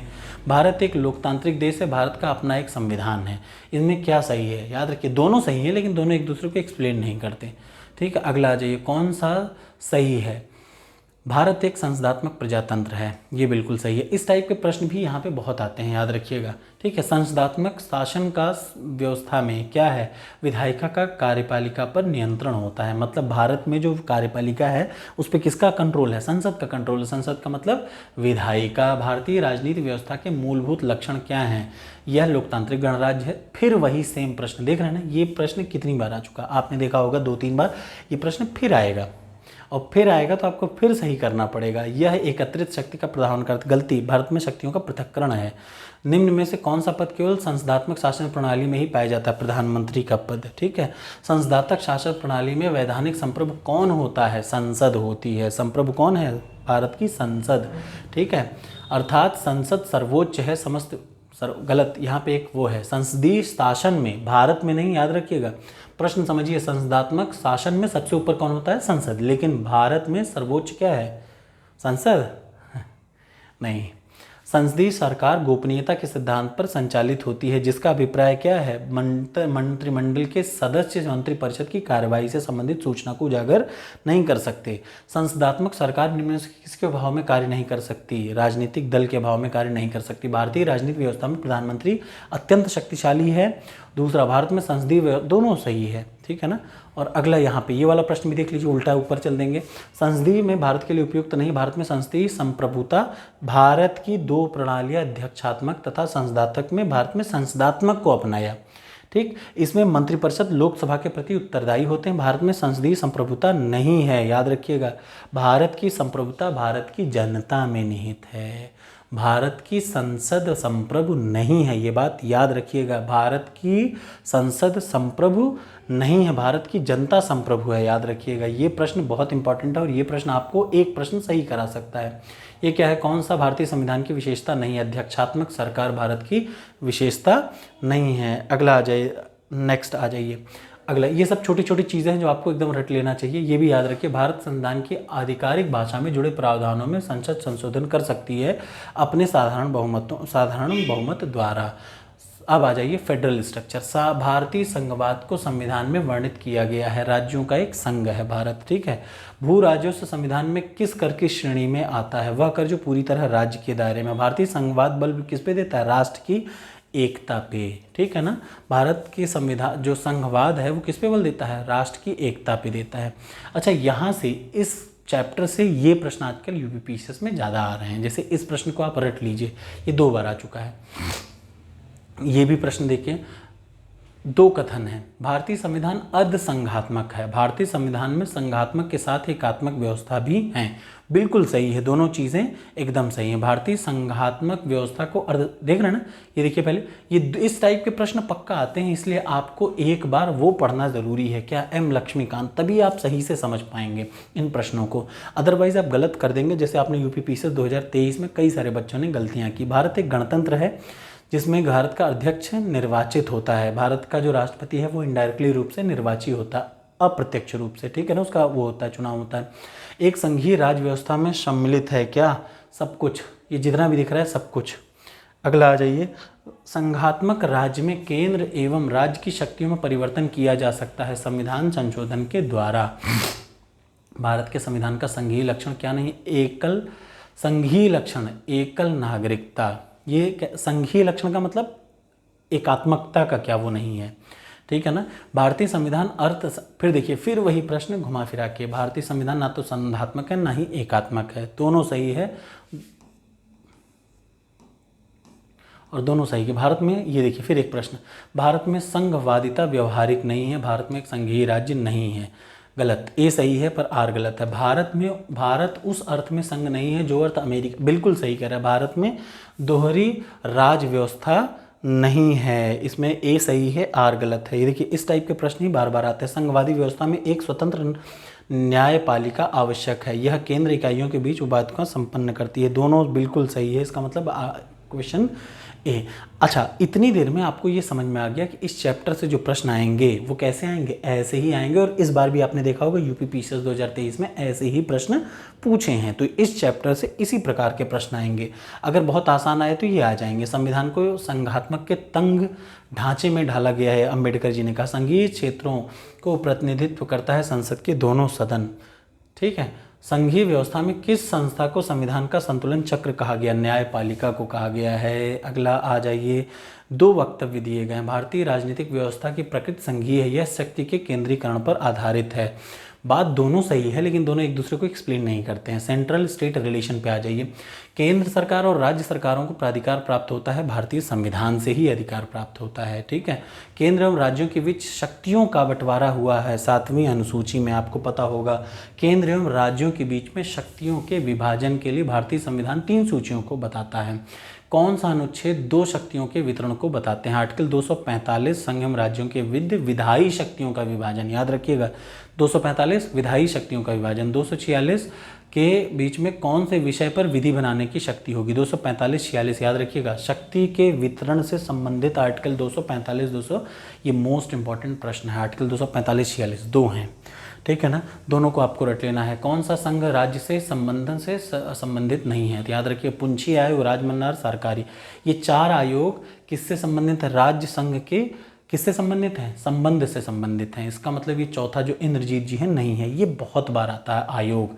राजमन्नार, आनंदपुर साहिब, सरकारी और पुंछी आयोग संबंधित है, बचा हुआ संबंधित नहीं है। सरकारिया आयोग का ये है, देखिए सबसे पहले ये आपको रट लेना है। सरकारी आयोग की 4 सिफारिशें हैं। राज्यपाल के रूप में नियुक्त किए जाने वाले व्यक्ति को जीवन के किसी क्षेत्र में अग्रगण्य नहीं होना चाहिए, उसे राज्य के बाहर का व्यक्ति होना चाहिए, ये इस समय होता है। राज्यपाल के 5 वर्ष के कार्यकाल को बिना ठोस कारणों को बाधित नहीं किया जा सकता। इसकी नियुक्ति मुख्यमंत्री की सलाह के आधार पर किया जाना चाहिए। ऐसे व्यक्ति को राज्य के राज्यपाल के रूप में नियुक्त नहीं किया जाना चाहिए जो केंद्र में सत्तारूढ़ दल का सदस्य हो, ये नहीं लागू है, ठीक है। भारत में केंद्र राज्य का संबंध निर्भर करता है किस पे करता है?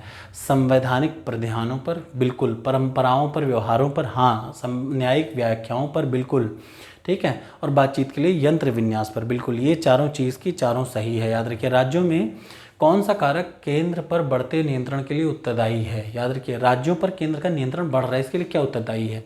इसके लिए उत्तरदायी है केंद्र पर राज्यों का वित्तीय, राज्य हर महीना मांगते रहते हैं पैसा। दृढ़ दलीय अनुशासन, बिल्कुल। राज्यों में शक्तिशाली नेतृत्व का अभाव है, इसीलिए केंद्र आगे बढ़ता है। अगर क्षेत्रीय दल का उदय, जैसे इस समय ममता बनर्जी अपनी जगह चल रही हैं, अलग अलग क्षेत्रीय दल उदय हो जाए तो सेंट्रल कमज़ोर हो जाता है। केंद्र राज्य संबंधों पर पुनर्विचार की मांग बढ़ रही है, राज्यों के पास विकास कार्यों के लिए पर्याप्त साधन नहीं है। ये दोनों सही हैं और दोनों एक दूसरे की सही व्याख्या करते हैं। जरा यहाँ देखिए, आपको मैंने एक बात रटा दी कि याद रखिए सभी आयोग के बारे में रट लीजिएगा, केंद्र राज्य संबंधों से संबंधित। अगला, संविधान के द्वारा केंद्र और राज्यों के बीच में राजस्व का बंटवारा किया गया है 1935 के अधिनियम के अनुसार राजस्व का बंटवारा हुआ है। कौन सा कथन सही है? तो याद रखिए, तीनों सूचियों के विषयों में परस्पर व्यापन होने से संघीय व्यवस्था को प्राधान्य दी जाती है। मतलब ज़्यादा इंपॉर्टेंट कौन है? संघीय व्यवस्था। 254 में व्यवस्था है कि सूचियों के विषय में विधान बनाने में केंद्र राज्य में कोई असंगति होती है तो कौन सी? केंद्र की। याद रखिए, अरे इतना समझिए कि अगर राज्यों केंद्रों में किसी कानून पे विवाद होता है तो संघ का, सेंट्रल का माना जाएगा, ये आर्टिकल 254 कहता है। ये बहुत इंपॉर्टेंट आर्टिकल है। संविधान के अंतर्गत भारतीय संघ के विदेशी ऋण सीधे लेने की शक्ति रखते हैं। 292-293 में केंद्र राज्य को उधार लेने की शक्ति है, ठीक। भारत की संघात्मक व्यवस्था में 3 सूचियों में शक्ति का विभाजन किया गया है 1935 में, ठीक है। तृतीय काल, याद रखिए, भारतीय संघात्मक तृतीय तल कब, तृतीय का मतलब पंचायती राज कब जोड़ा गया? 1992 में, याद रखिए। 73वां संविधान संशोधन और 74वां, ठीक है। तृतीय तल, थर्ड टर्शरी। अंतर्राज्यीय परिषदों के बारे में आप समझिए। अंतर्राज्यीय परिषद मतलब आपस के राज्य एक दूसरे से कैसा संबंध रखें। तो 5 क्षेत्रीय परिषद हैं, याद रखिए, 5 क्षेत्रीय परिषद हैं। 1956 में राष्ट्रपति द्वारा इसका गठन किया गया, ठीक है। उत्तरी क्षेत्रीय परिषद का सदस्य नहीं है उत्तर प्रदेश, ठीक है, याद रखिएगा, ये आपको जानना बड़ा आवश्यक है। अगला, क्षेत्रीय परिषदों का लक्षण नहीं है, ये एक संवैधानिक संस्था नहीं है, याद रखिए। क्षेत्रीय परिषदें क्या है? इनकी अध्यक्षता संघीय गृह मंत्री, क्षेत्रीय परिषदों की अध्यक्षता संघीय गृह मंत्री करता है और परामर्श देता है, ये बात आपको याद रखना चाहिए। इसका निर्माण स्रोत क्या है? संवैधानिक प्रावधान है, लेकिन ये संवैधानिक चीज़ नहीं है। अनुच्छेद 263 राज्यों के मध्य समन्वय के लिए अंतर्राज्यीय परिषद की व्यवस्था करता है, याद रखिए। अंतर्राज्यीय परिषद के गठन की व्यवस्था करता है, लेकिन अंतर्राज्यीय परिषद, ये देखिए, ये प्रश्न देखिए, यह संवैधानिक संस्था नहीं है। क्षेत्रीय परिषद एक संस्था, संवैधानिक संस्था नहीं है, लेकिन अंतर्राज्यीय परिषद 263 के तहत एक संवैधानिक संस्था है। कावेरी नदी जल बंटवारे में 4 राज्य हैं। ये चारों राज्य के बारे में बार बार पूछता है। भारत के किसी भाग या संपूर्ण भाग में लागू करने के लिए संसद कोई कानून बना सकती है बिना किसी राज्य की सहमति से? बिल्कुल बना सकती है। अगला आ जाइए, इमरजेंसी प्रोविज़न।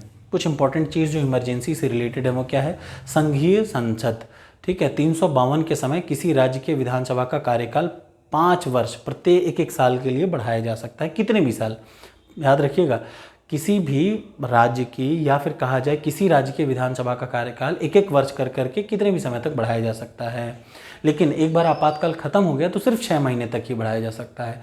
संघ का यह कर्तव्य होगा कि बाह्य आक्रमण और आंतरिक अशांति से प्रत्येक राज्य की सुरक्षा करे। 355 के तहत राष्ट्रीय आपात के मध्य संविधान के अंतर्गत लोकसभा की 5 वर्ष की अवधि को एक बार बढ़ाया, एक बार में 1 साल, याद रखिएगा।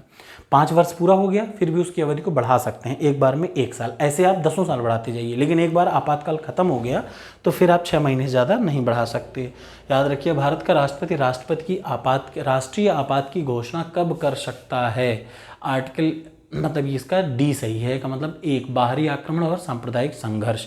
याद रखिए, स्वतंत्रता के बाद भारत में अब तक कितनी बार वित्तीय आपात की घोषणा की गई है? कभी नहीं घोषणा की गई। भारतीय संविधान में किस अनुच्छेद के द्वारा राष्ट्रपति शासन लगाया जा सकता है? 356 राज्यों में संवैधानिक विफलता के कारण। याद रखिएगा, राज्य अगर कार्य सही से ना कर रहा हो, संवैधानिक तंत्र विफल हो जाए तो ये लगाया जा सकता है। 352 में क्या हो सकता है? राष्ट्रीय आपात ही कब हो सकती है? युद्ध या सशस्त्र विद्रोह, जो कि सशस्त्र विद्रोह को हटा दिया गया है, पहले था अब नहीं। आपातकाल की घोषणा की स्वीकृति के संसद के समक्ष रखा जाना आवश्यक है। कितने? 1 माह के अंतर। घोषणा कर दी, 1 माह के अंतर्गत उसको संसद के सामने रखिए। अगला, भारत में राष्ट्रीय आपातकाल की घोषणा करने का आधार कौन नहीं है? याद रखिए, सशस्त्र विद्रोह को 1978 में 44वें संविधान संशोधन से हटा दिया गया। बहुत बार पूछ रखा, 2016 ROE में भी पूछा था, ये भी मैंने दिया था, उस बार मैंने मेंस भी दिया था इसका। UPPSC ROE का जो 2016 वाला था, एक बार हो गया मेंस, फिर रिजेक्ट किया गया, दोबारा फिर प्रीलिम्स कराया गया, फिर मेंस दिया गया, ठीक है। अगला, निम्न में से कौन सा अधिकार राष्ट्रीय आपातकाल में समाप्त नहीं किया जा सकता है? व्यक्तिगत, याद रखिए, एक तो प्राण एवं दैहिक स्वतंत्रता, आर्टिकल 20-21 किसी भी स्थिति में खत्म नहीं हो सकता। राष्ट्रीय आपातकाल की घोषणा होने पर संसद की विधायिनी शक्तियों का मतलब जैसे ही नेशनल इमरजेंसी लागू होगी तो क्या किसकी पावर बढ़ जाएगी? सेंट्रल की पावर बढ़ जाएगी। आर्टिकल 356 के अंतर्गत शासन सर्वप्रथम कहाँ लागू किया गया था? याद रखिएगा, पेप्सू में। पेप्सू का मतलब पंजाब स्टेट यूनियन में पहली बार। ये बहुत इंपॉर्टेंट प्रश्न है, पहली बार 356 आर्टिकल कब लागू किया था? पेप्सू में। अब आ जाइए पार्लियामेंट के बारे में, इसको भी निपटा देते। 500 तक कहा था तो 500 तक मैं आपको कंप्लीट कर देता हूँ, फिर आप बताइएगा। अगर 500 बच्चे कमेंट करेंगे तो मैं इसका अगला पार्ट बनाऊंगा। और ये आप याद रखिएगा, इससे बाहर एग्जाम में नहीं आएगा। ये 2 वीडियो बन पाएंगे, चूंकि एक वीडियो में नहीं पूरा हो पा रहा है, कितना आदमी दे बैठेगा, ठीक है। अब आ जाइए, परंपरागत रूप से भारत की संसद में शून्यकाल कब से प्रारंभ हुआ? भारतीय में शून्यकाल 1962 से प्रारंभ हुआ।